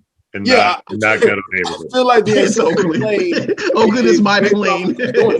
Like I think the ancestral plane is like based off who's doing it. Like the fact that it's T'Challa and his father went off to Wakanda heaven or wherever. That's Wakanda heaven. That's his last heaven. That's his last. As far as for his father's soul, if you will. For Killmonger, his father's soul left in that apartment. So you had to go back to that apartment. So it's nothing about that that's like honorable. It's just like this is your last view of your father. But his father still has to pay rent and utilities in that apartment. That's why he's so cutthroat. I think it has to do with what that person knows as well. Because if you think about it, I mean, Killmonger's dad could be in the astral plane too, because that's where the ancestors are. But he doesn't know that life. That's not what he grew up on. He grew up in that apartment in Oakland, and that's what he knows, and that's what he goes back to. Agreed. So, would y'all guys agree, like the last hour, basically the second act, as you will, after you see that throne switch, you get to finally see what would happen if the bad guy was the king? Like, that's what that represented to me. Like, once you did the flip, I was like, okay. Like, he immediately sat down and said, all right, I need these ships. I need some weapons. And I was like, I was thinking about changing the drapes. Like, what's with all this African stuff? I'm gonna bomb China. I want to bomb India. I want to get all of the curse, bro. I want my carpet from Oakland laid out throughout this entire. The blood of my father's carpet, like, still there. Yeah, like, huge wallet. We're happy with what we have, Definitely. Man, I want some Roscoe's. I want a Roscoe's built like right now. I think that represents a change in the movie, and I thought that was a brilliant scene to do it just like that. So because he has this weird, astral plane, manifestation in Oakland, he decides to burn all the heart-shaped flowers out. And good villain move. Yeah, of course. And Nakia luckily steals one with the whole point of giving that flower to M'Baku. And I'm like, yeah, that's a solid move. Like go from one crazy asshole to another crazy asshole who's apparently cannibals, but they're vegetarians. I don't know. And like, I like how Angela Bassett was like, I am scared for this move. I was like, I'm scared for you.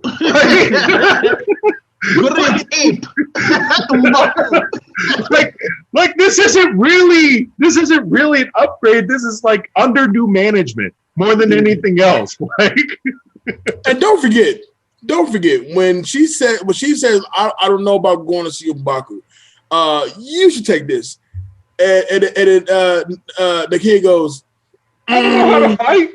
Nah, I think we should go see M'Baku. Yeah. Right. That would have been a good nod for Shuri to take it, but obviously, but at the time, you on your feet. Yeah. That wasn't that.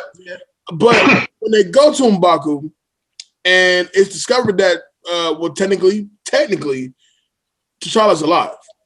Some fishermen found him in the snow, brought him in, and all they did was all they did was tauntaun him. All right, he is stuck in some like snow guts.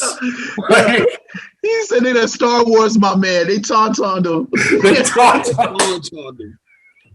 He is frozen. He has hypothermia. Everybody knows he's got hypothermia at that point. But another great moment in the movie theater, right? Some dude, and like I said, we do talk to the screen a lot. So, okay. So that they have him, right? I never forget this. He's alive. He's and then M'Baku goes, he's barely clinging to life. There's a dude behind me goes, he dead than a motherfucker. Like that shit. He looked dead than a motherfucker. Don't you love us at the movie theater? Oh yeah, we're great at the movie theater. We're awesome. So they of course give the heart-shaped flower to T'Challa, and T'Challa's all Black Panthered again. You know, he's all ready to kick ass and take names. You know. He's all that, and you kind of get the idea of where Eric is going. He wants to start shipping out the weapons to the other warlords for them to start a real revolution, which not the worst idea I've ever heard from a villain. Like I'm like, oh, okay. How do you feel about 401k and student loan forgiveness? Like that. From the hood, I go to school. Oh my God. He was in the military, so he probably did. He got the GI Bill. It's fine. You know. 1992, bitch. No. So, and you kind of see this idea, and they kind of come up with this plan with Everett Ross because he totally owes him to basically go and kind of shut down everything, right? To shoot down the planes and whatnot, and to arrive and the challenge isn't over. Like just because I lost the fight, see, I had a problem here. All right, just because I got my ass whooped, lost the fight, got thrown off a cliff, you know, and came back. The challenge isn't over until one of us. I did not yield. You got thrown off a cliff. But I ain't tap out. I didn't tap out. And I'm unconscious right here. What I'm saying is, if I saw Hulk versus Wolverine, and Hulk rips Wolverine in half, and it takes Wolverine 3 years to recover, you know, to come back. Hulk has established his new kingdom in this case. No, Wolverine's like, no, I still got claim to the throne. Look, what, you want to get ripped in half again? You've been around black folks for quite some time. Nah, because we will come back and fight you. When we play Chunk, we play by the fucking rules, okay? That means if I didn't die and I didn't tap out, bitch, the challenge still on. Fight me. That exact line is, as you can see, I am not dead. We gotta fight. So Wakabi decides to fight against his girlfriend, which was a bad move.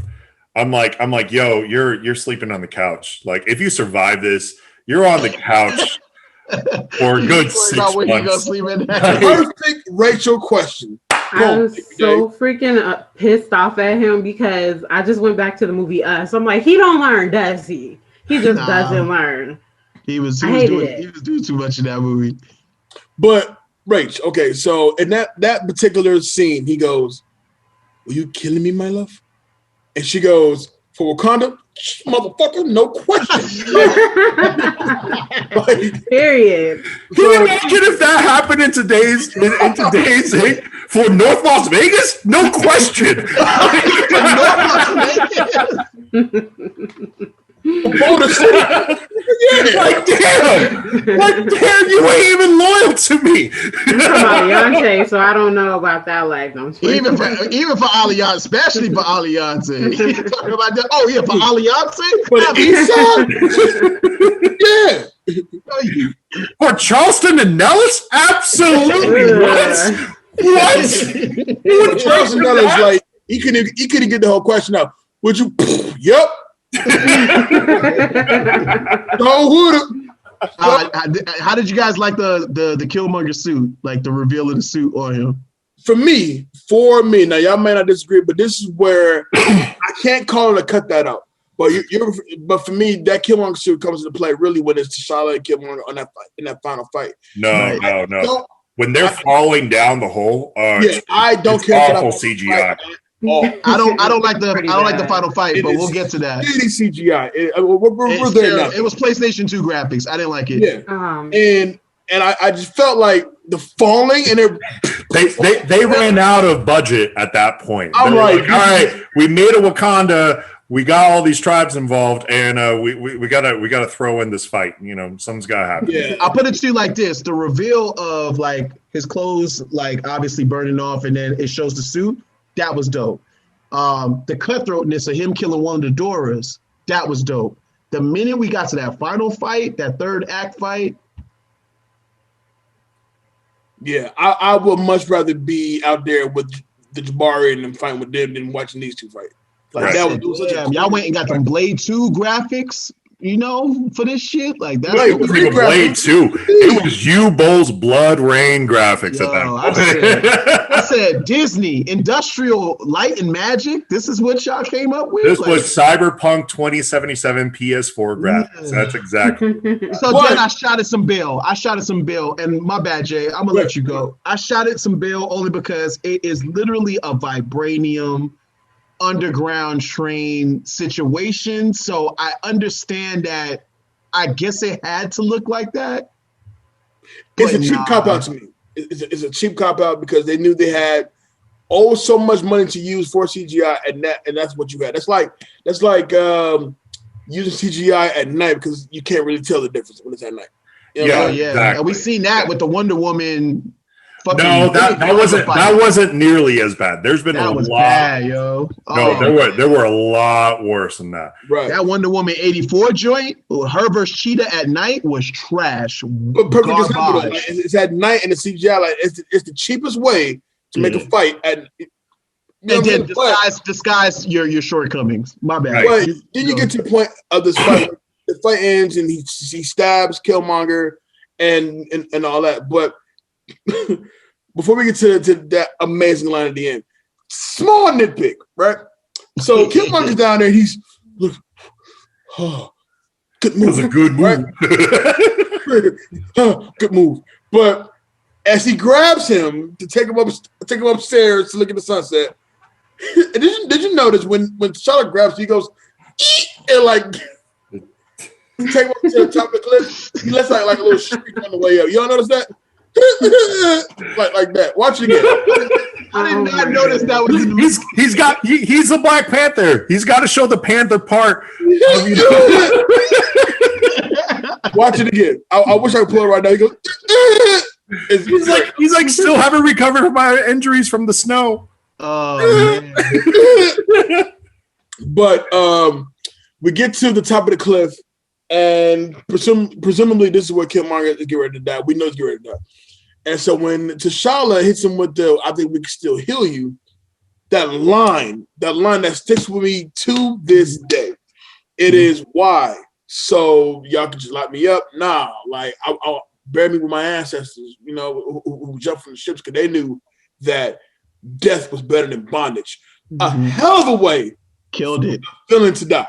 Killed that. I mean, that's almost like him dying peacefully. I think it was at that moment, that's when everybody was like, well, this was Killmonger's movie. he took this movie away from you in your own movie. I just think he hasn't tried BDSM. You know, like I think it's just kind of a weird line. You know, he totally doesn't care about bondage over everything.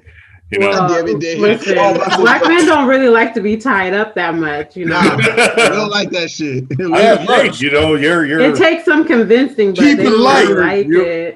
I just think he would, if he had the right partner and a good communicative network, he probably would feel a little bit differently about it. It's something you got to work at. Yeah, you gotta work at that. Dave, closes up, man. Closes up. I mean, it ends it ends really at the mid-credit scene. I don't really want to talk about the end credit scene because the end credit scene is for the MCU fans, right? Like it's for like we're gonna talk about the end credit scene. There's nothing to talk about. It's like yes, there is, because if you don't talk about the end credit scene, you're not gonna get the "we're saving another white boy" joke. Duh.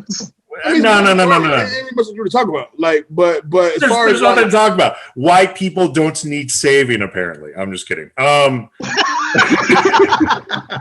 mid-credit scene where you get T'Challa really standing up and saying that we have been away from the rest of the world for far too long, and we wish to open up all of our resources to do so. Shout out to the white boy who just like called him out. He was like, "Hey, what's a bunch of fishermen got for us?" Yo, I was dying. I was like, yo, like, what you broke out nation? I love that smile. I love the Chadwick smile. Chad was like, I was like, somebody's been playing Age of Empires for too long. Why are you bringing Age of Empires questions in here? But I tell you though, Agent Ross shut up some bell because he's like, what can we learn from a bunch of fishermen? Ross goes, oh, motherfucker, you don't even know. Hold on. He's like, I can walk because of you guys. But you don't even know. But that's Black Panther, man. This movie is fan-fucking-tastic, man. Like, outside of very small things that just doesn't sit right with you. This movie is very 3% from perfect. Put it that way. Yeah, it's good. It's a good movie to me. All right, takeaways, ladies first. Rach, who's getting your That Guy award? So my favorite, basically. Your favorite male character, yes. My favorite male character, M'Baku. Duh. I mean, I thought you knew that. Was it back out? Mm-hmm. I was a baby mama of all the tribes. She's like, I took a look at the merchant tribe. I took a look at the mining tribe. But the Jabaris though, with the barking, I'm all right. Yeah. What do the Jabaris do? That's actually what I want to know. First of all, they're vegetarian, so they lounge around all day. They eat vegetables and fruit. Hey, for everyone else, listen, don't ask them questions, okay? You cannot. You're asking a lot of questions. You cannot speak here. Who's getting your That Chick award? I'm just have to say Shuri. I loved her in the movie. She was funny, super smart. Like, I loved her. Word. That Fool award. I'm gonna have to say probably the guy that was singing. I don't know his name. Claw. Clown. Yeah, Claw. Yeah, Claw. Yeah. Yeah, him. All right. Cut that out. The cars. I'm sorry. The cars. Just the cars. Like the scene can happen, but the cars gotta go. The cars gotta go. So they're just running down the street, or in a Volkswagen. Or just get. If they had Black Panther chase Claw in a bug, I would, man. They had Black Panther chasing him in like a yellow. What if they had Jaguars? Joey's doing one of these. Turn left. Oh no! Chadwick gets off. Chase the Claw in a deuce and a quarter. Who's getting? I'm sorry. Does It Hold Up? This movie is now 3 years old now. Does it hold up? What's the question? Does it hold up? Oh yeah, I would watch this movie forever. Like, it's going to stay in rotation. Yeah. Right on. And lastly, iconic scene. The scene, just the first fight scene, with all the tribes up there, how it zoomed in. That's my favorite part. Yeah. Bankhead bounce. Got you. Duval, who's gonna get That Guy award? That Guy award, we gotta give it to Killmonger, man. He managed to mediocre act his ass off in this. He did his thing. But what makes him get That Guy award is because of the way he was written. Ryan Coogler is his boy. This is their third movie together. He wrote him a good character. Duval, yep. So yeah, he wrote his boy a good character, made him a strong villain with good motivations, terrible execution, but We missed him. The life left the movie the minute he died. So I'm gonna definitely give him. And he outshined Black Panther in Black Panther's movie. That chick work. Denai's character Okoye was awesome in this movie. Like, she was everything you wanted her to be as a general. And I love the fact that Okoye's character still got to breathe outside of the Black Panther film. Word. That fool of work. That fool, Daniel Kaluuya. He was making too many dumb ass. Judas in this movie, now we think about it. Yeah, he really was. He was definitely the Judas. He was not the Black Messiah. But yeah, he was making some, like, that's supposed to be your boy, and you was doing too much treachery to be the homie. Like, cut that out. Cut that out. Damn, that's a tough one. Like, I really didn't have any scenes that bothered me, but that end fight was trash. Get that whole fight up out of here. As you know, we already discussed how trash it was. Get it up out of there. I think they needed to have a personal fight. That would have probably made that much stronger. Like, no suits, just duking it out, and you having your favorite line. Maybe they could have even fought at the waterfall again. Maybe that would have been dope. That would have happened. What would have happened is that Killmonger would throw the waterfall again. But can I? I'm gonna say this, and then you can totally move on. Man, Black Panther was weak in his own movie, man. He was getting washed up. He was getting folded like laundry in this movie, man. And it was sad to see it. It was just sad to see it. Doesn't hold up. Absolutely. It is always in rotation. I bought this film when it first came out, like the Target special edition with like the book and the background. I watched the audio commentary. Obviously, I'm a nerd. I love Marvel. It holds up, and it's in the top 5 Marvel films. And the reason Marvel is successful is because it understands that perfect casting, good directors is what's needed to make some of these superhero movies flourish. And it don't feel like a superhero movie. That's another thing Marvel was genius enough to do. And of course, the soundtrack bangs. Disney let them do whatever they want on this thing. And I love it. I love it. It holds up. And iconic scene. Iconic scene. You know what kind of sticks out as an iconic scene? The ancestral plane, only because of the beauty of it. What it represents, because we all wish that if obviously we can talk to a loved one or get a chance to connect with somebody, when you're dead. Well, no, you don't want to be in the ancestral plane with tigers and. No, I don't need any. Rest in peace means some shit to me.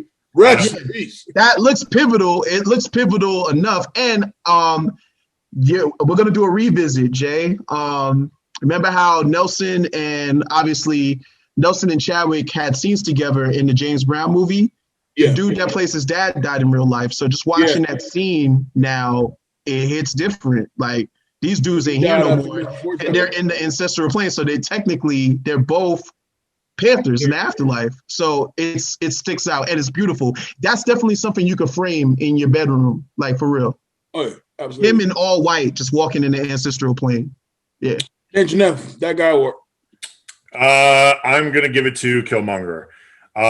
In so many ways, you feel the MCU has kind of missed an opportunity. I feel like the MCU, in a way, is going to haunt this a little bit from Fast and the Furious, and in which way they're going to find a way to kind of bring back Killmonger. Yep. And even when he probably just needs to stay dead at this point. And the reason why is because of how much of an impact he had in this film. It wasn't that any of his ideas were radical. It was the fact that how he obtained his power was so daunting and jarring to a lot of people that they want to equate him as the bad guy. He's not a bad guy. He's barely even a villain, really. All he did was avenge his father's name. Mm-hmm. Came up with a solid plan to help out others who are oppressed. And rightfully take the throne that was given to his birthright. Now, you could say afterwards, like once he, killed one of the guards, then you could say, oh, okay, well, there's a bad guy side of him. But it's like they kind of pinned him in a corner. What was he supposed to do? They were like, we're turning on you. They were like, we're turning on you. Mutiny. Like, hold on. He lost me when he yoked up that shorty with the purple herb. He lost me on that one. I mean that I'm shit. like, you are Ike. Okay. No, because I look at that as an opioid crisis. Okay, he was just looking at that as saying, no, we have an opioid crisis. We are getting rid of our heroin that we got going on around here, and we're going clean. I'm the last person. I know if Angela Bassett was on the set that day, she's like, God damn, that was very Lawrence Fishburne-esque of you to grab her up. I mean that shit. He turns and looks at her. But yeah, so Killmonger. That chick work. Well, let's see. We've given it to Shuri and we've given it to Koye, so I'm going to give it to Nakia. Because all three of them had a really strong platform.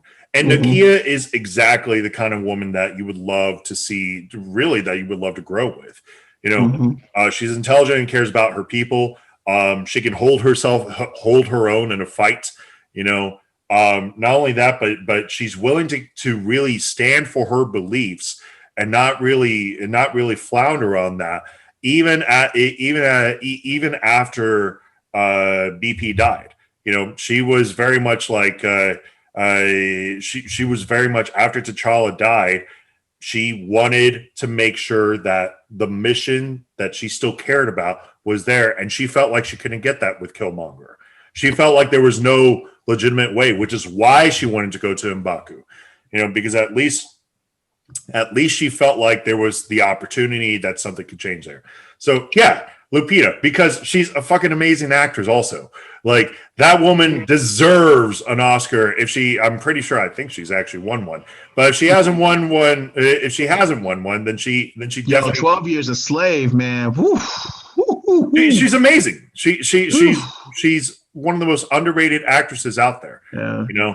I know everybody's giving love to Regina King, but in 2 years, Lupita is going to really take that throne.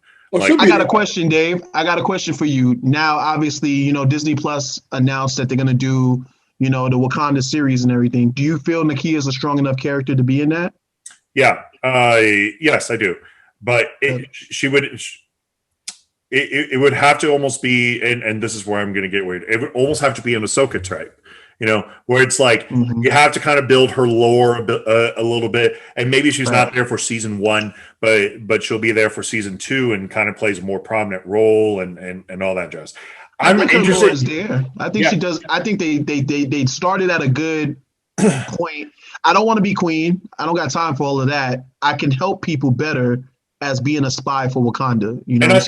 And I think that's very important. But the reason why I say Ahsoka type is because Ahsoka, they had seasons of character growth in her. Absolutely. When they finally dropped her, everybody was excited, when it happened, and all that happened from there was people want to see more of that character. That's what I mean by that. That's my That Chick Award. The white guy at the end of the film who decided to call them fishermen. Yo, man, fish do stuff too. Agriculture matters, There's no flyover states here in the United States, baby. That shit matters, But yeah, no, that guy. Cut that out. Yeah, I don't have to cut that out. What I have is I want more of a different directional move. And what I mean by that is I wanted to see, because he was so worried about, I'm not ready to take on the crown without you, which is what he said to T'Chaka in the ancestral plane. And then back in the ancestral plane, like T'Chaka's like, all right, you tried, you get to join us now. It's like, whoa, no, hold up, I'm not about it. I'm not about that noise. I wanted. Well, hold on. Hold up. What do you mean? I was king for 2 weeks. Like, what do you mean? Yo, the fact that he cursed him out in the ancestral plane. Right. He said, "You are wrong. you in the back that I don't know. You are wrong." Like the Chaco was like, you were the one that was saying, "I can't wait to be king." You had 2 weeks of it. How did it go? You know, Terrible. It's terrible. I got thrown off a waterfall. The kid didn't hook up with me. I thought there'd be bitches everywhere. You know? But what I would want more, I got blown up something. right?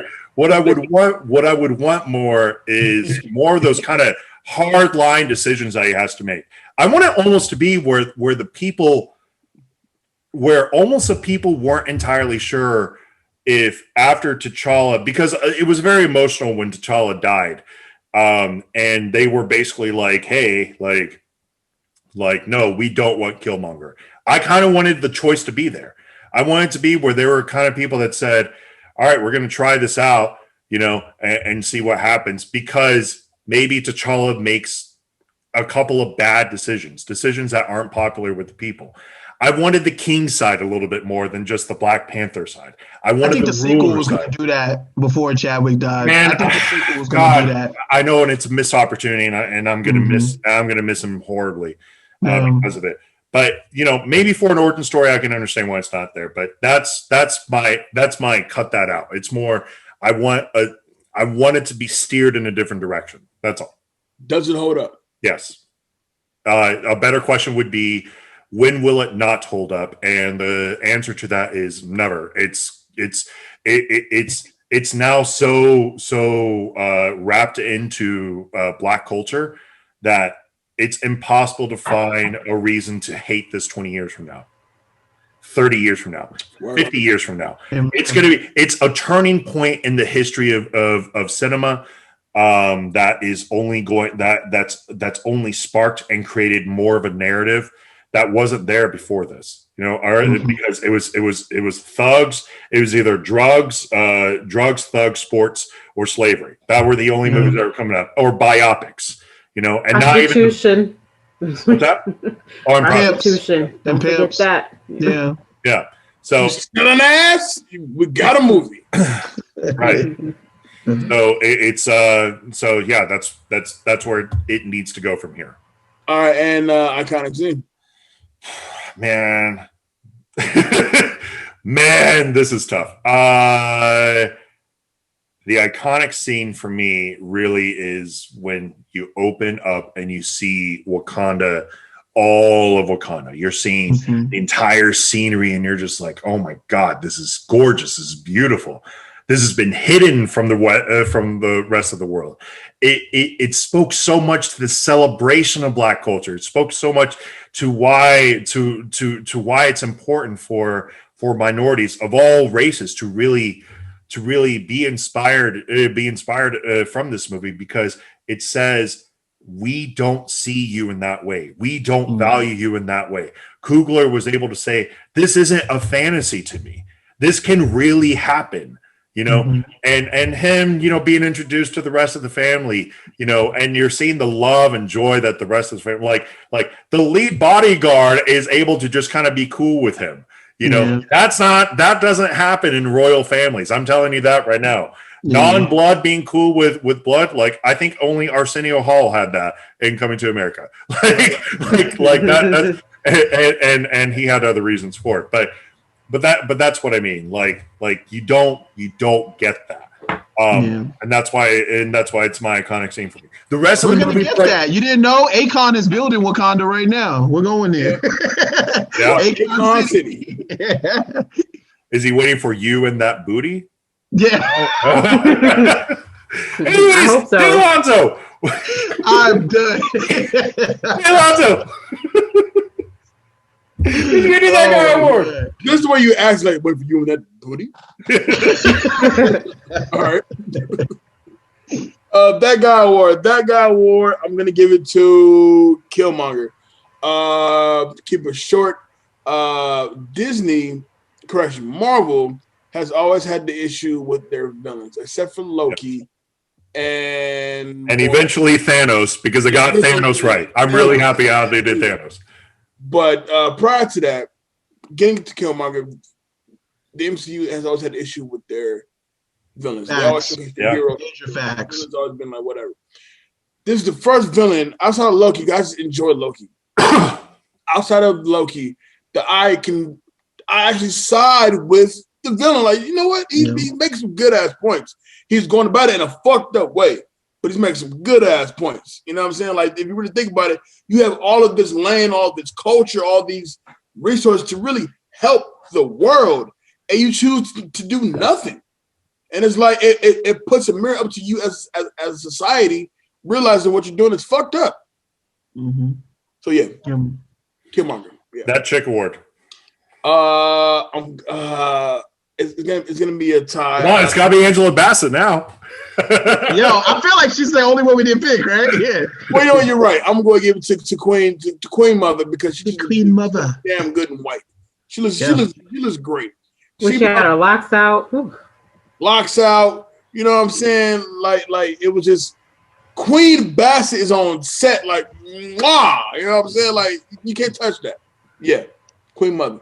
That full award. Wakabi. Wakabi. As an actor, but unfortunately he reacted to not being able to kill Claw himself or to see Claw stand trial. So he acted in a bit of a childish way, if you will. Yeah. You didn't get what you wanted, so you started with the dude that you know is an outsider. So therefore, you know, and yeah, he may have had the same views as Killmonger had, but it took Killmonger to do something that you always wanted done to side with him. Right. But it's like, well, see, that same side that kind of bit you in the ass later on. Right. Mm-hmm. So yeah. Like us. Yeah. Yeah. Mm-hmm. Cut that out. Cut that out. I have nothing to cut out. More expansion on. One would be the expansion of Wakanda itself. We need more Wakanda. How do they get their groceries outside of making them? But absolutely, farming the animals. I want to know more about this world. That's why I can't wait for this World of Wakanda show that's coming out on Disney Plus soon. I can't wait to watch that. I wanted to know more about Wakanda. Like Wakanda, if you put Wakanda in Disney World tomorrow, I'm there. I want to see what this is like. You know, and it's such a rich environment that you can explore. It's like the Harry Potter world at Universal Studios. I want to see more of that. You know what I mean? No, you're absolutely right on that. I think you hit the nail on the coffin when you just said that. Yeah. Does it hold up after 3 years? Yes, it does. Will it hold up? This movie will hold up for a long, long time.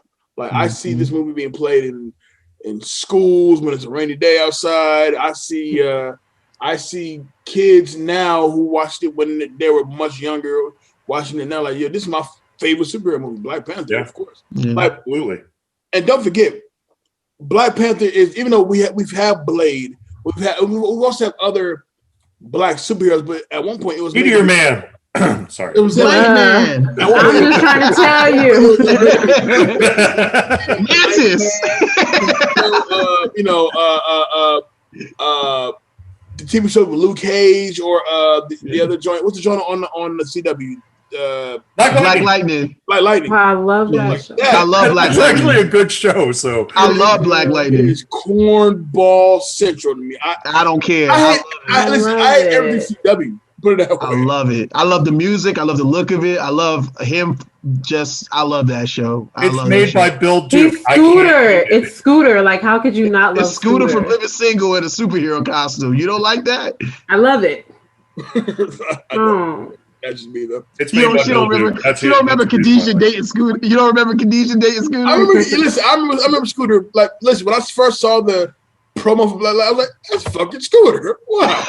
He's the only person with them shoulders, pointy ass shoulders. He's built like a building. It's weird. He's like a slim building. You know what I'm saying? But 20 years from now, this movie will still be something that's great to talk about, especially when you revisit phase 1, phase 2, and all that jazz. And then when the world finally got Black Panther, and it was done to perfection, if you will. So it'll hold up for a long time. An iconic scene Now this part sucks because I got like 3 for sure. Yeah. I'll say this one. This is gonna be my kind of scene now because it's now the image of remembrance of Chadwick Boseman. That's when he emerged from the fire in Black Panther suit, and the camera pans in on him, and it goes from the Panther face to his face. Yeah. It does the walk. As you can see, I am not dead, and I never used it. All that shit. That was like. I remember being in a theater and the crowd going, hell yeah! Mm-hmm. My crowd was good for that boy. My crowd was good. Yeah, like my crowd was hyped for that. Like it was my crowd was good. Moment, you know, and like and the kids were just like, yeah, it was cool. And then you immediately got put in your place when he said, "Nah, that challenge shit is over." Right? He's like, I burned the flowers. Like I'm sorry. Nah, you're not. Have you seen the amended Constitution I just wrote today? Based on the Wakanda bylaws, you are not king. Ain't no more herbs left, boy. I smoked them all, bro. Sorry. Smoked them all. He's like, I'm Black Panther like 8.0. Like I ate all the flowers. He said, nah, boy, you're done. See, nah. We good. What we not gonna do shit is over. We're not gonna come back for the dead and try to re-challenge me. That's what we not gonna do. You lost. All right, so quick hits, Dave. You ready for quick hits? Yes, I am. All right, quick hits. Here we go. First one, Michael B. Jordan was allowed to keep his Panther costume. Oh, that's awesome. Lucky. Isn't it good to know Ryan Coogler? It's good to know Ryan Coogler. It really is. The Dora Milaje translates to the Adored Ones, a group of female soldiers who protect Wakanda. In the comics, each of the tribes send their most powerful female fighters to join the Dora Milaje. Okay. Let's see. Martin Freeman and Andy Serkis played Bilbo and Gollum, respectively, in the Hobbit trilogy. They were affectionately known on the predominantly black set as the token white guys. That's tight. Hey, that's why I refer to myself here. The token white guy. That's what I am. That's what I am. I don't ask you no questions about your culture. Hey, Dave. How do you get your edges to lay? Like nothing like that. No. You don't need to know about that. Just let me know when the cops are at the door. I'll be there. You will be there. You gotta talk to them. Yeah, right. I got it. That. David, take care of that. What is that? Tax evasion? Oh no, that's them back there. Nope. That's the Lauryn Hills back there. I'm just kidding. Ooh. In response to being asked what it felt like being one of the only few non-black actors on set, and sometimes the only non-black actor on set, Martin Freeman said, and this is a boss quote, "You think, right? This is what black actors feel like all the time." Amen. Amen. Thank you, Martin Freeman. Amen. I highly doubt it. Though, because he's probably welcome. Like, hey, you want something to eat? No, black actors don't get that. Yeah. Well, yeah, you're right. And finally, screenings at the Alamo Drafthouse included a PSA in which Chadwick Boseman stares straight at the camera, warns the audience not to talk or use their phones during the movie, and says that he's always watching. After the credits roll and the post-credit scenes play, the screen would go back to a few seconds, then suddenly cut to a quick extreme close-up of Chadwick Boseman once again yelling at the audience, "I'm still watching." That's tight. That's very tight. That was awesome. Listen, man, this has been beyond fun. This art showcase has been so dope. So glad we were able to honor an art tour, if you will. You know what I'm saying? A true a breath of fresh air when it comes to this thing called acting and black cinema and the way he can mesh with everybody else. He was just so dope, man. So thank y'all for joining us on this last episode honoring the great Chadwick Boseman. Let's start with Rach da Gem. Where can they find you? Promote some stuff. Oh, I got a lot going on. All right, so check out Melanin Boulevard every Thursday on all platforms. I drop an episode talking to amazing Black people. You can catch me on Hot 7025 on Tuesdays from 5 to 6 p.m. and on Thursdays from 7 a.m. to 11 a.m. doing the Morning Wood. Catch me on the beat every day, Monday through Friday with my boy Los. We're dropping the tea, give you the news. It's like extra, but black. And it's popping. So make sure y'all tune in. Make sure you follow me. It's extra but black. Make sure you follow me, Rach da Gem, on all platforms, Facebook, Instagram, and Twitter. If you like, you might get a snap. Hey, Duval Brown, where can I find you? You can find me at everything Beat Network related, especially Back to the Classics. I'm going to be a busy man in March because, Danger Neff is going to be taking a nice little vacay. So you guys are going to see my face a lot. Yeah, he needs a rest. So we're going to let him rest, Obviously, me and Selena, we're going to hit you guys with some new episodes of Cinema Rehab. That's coming up. WandaVision has 2 more episodes left. And then we also got some classic versus remake stuff coming up. And then I'm working on my new YouTube channel, BKLV Negrito, if you want to holler at me on IG. I'm still in FB jail, so I'll let y'all guys know when I'm out of that. You was a repeat offender, boy. I think the next one is going to be 30 days, so I'm going to calm down.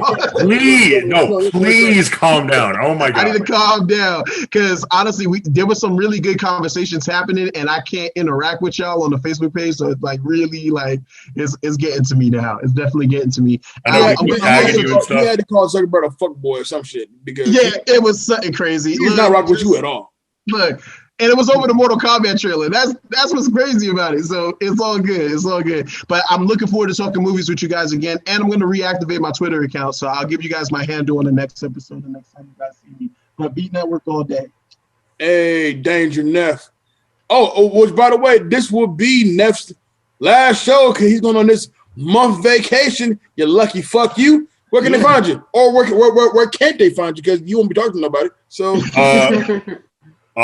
you can find me. I ain't going to tell you. You don't even know where to find me anymore. You want to find me? I'm gonna be in between the trees in Nigeria. Everybody, we've hit our one white man quota over 3 years. I'm good. We're cool. No, you can find me on IG, Facebook, and Twitter at David Nature Neff.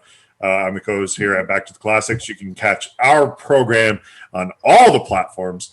And make sure you really reach out to us and hit us up on any questions or anything you really want to have us covered. We're more than happy to modify our schedule to kind of help you guys out with that. Once Duval gets out of FB jail, he'll likely be heading up the group. So make sure you follow those guys. Make sure you follow Selena Sauce as she goes through all the little horror movie stuff that she's going to be going through. And of course, my guy, Jay Alonzo, as he covers all these. How many lives are you going to continue to do? That was interesting. I don't know. I thought the lives were a good look. I want to do a co-live with you. Do a live, but make sure you announce it. Don't just it was such a spur of the moment thing. It really was. And I feel like we can get more optics if you give everybody 2 hours. So that's just my suggestion. Yeah, if you go live, bro, I'll go live with you. Yeah. But it's been fun. I'm going to miss this for the month that I'm off, but in some ways I'm not going to miss this because this is literally all I think about all day, every day, 24/7. So it's going to be a good thing for me to step away, but I will be back. And I'm hopefully going to bring in some new content that I'll be doing myself. And we'll go from there. My guy, Jay Alonzo, where can they find you? Well, you can find me on all the social media simply at official Jay Alonzo. That's Instagram, that's Snapchat, that's Twitter, and on Facebook at Jay Alonzo. Of course, the Back to the Classics Facebook page, in which held by Duval down here, is up and popping. Go ahead, jump in there and join the conversation. It's so much fun to be had. Shout out to everybody on there who interacts with us literally every day. That's the most coolest shit ever. Rach mentioned her show. I'm going to be on her show this coming Friday. By the time this episode comes out, I will be on her show. So that's dope. Look out for that. Look out for your boy Jay Alonzo on Melanin Boulevard. Also, look out for me as well on my boy RJ's podcast. Lace Rons also drops this Friday as well. So you get Jay Alonso all weekend, baby. Yo, you came back hard. You came back furious. I'm on a tour right now, son. Yeah, man. You came back on a tour, huh? I'm on a tour right now, son. And of course, like Dave said, we'll be here with you every week. Going into March, we have a great lineup for March. I can't wait for our super throwback. Duval, man, I can't wait for that super throwback. It's gonna be cool. Besides that, man, we are here. I want to do another super special thank you to Rach da Gem, who was your second time on the show or your first time on the show? I don't know. I think it's my second. Oh, this is her second time. Bet. Final destination. And then, of course, Duval, you part of the crew. It is what it is. Yeah. We're all crew. Yo, Rach, I just want to let you know, Morning Wood and fucking y'all funny. I like the Morning Wood. So I'm gonna try to promote that more. I did a short little promo for Melanin Boulevard. I'm gonna try to start incorporating you in the mix. Oh, thank you. I really enjoy your program, programming. I never got a chance to give you your roses. So yeah. Oh, I appreciate it. Thank you so much. And I'll be on 2 more podcasts. I want to say next week as well. He's like, back to me. I'm on tour.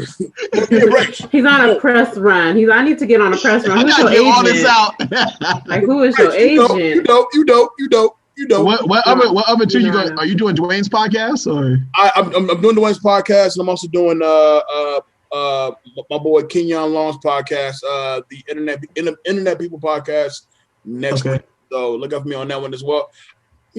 I like working. He out here, y'all. He out here. I like working. You outside. That's what they say now. These young kids. I'm outside. It's work. Anyway, but like that being said, though, let's wish my man Dave on a very fun, happy, and safe vacation. We'll see you in a month. We'll see you top April Fools, and there won't be no damn April Fools. Your ass will come back. I'm not playing that shit. Bring your ass back. April 1st. With that being said, we'll see y'all next week, everybody. One more time for Wakanda. One more time for Chadwick Boseman. All love, prosperity, all that good stuff. See you folks next week, y'all. I am Jay Alonso. With me, of course, is Danger Neff. Next week, y'all. Brown, peace out.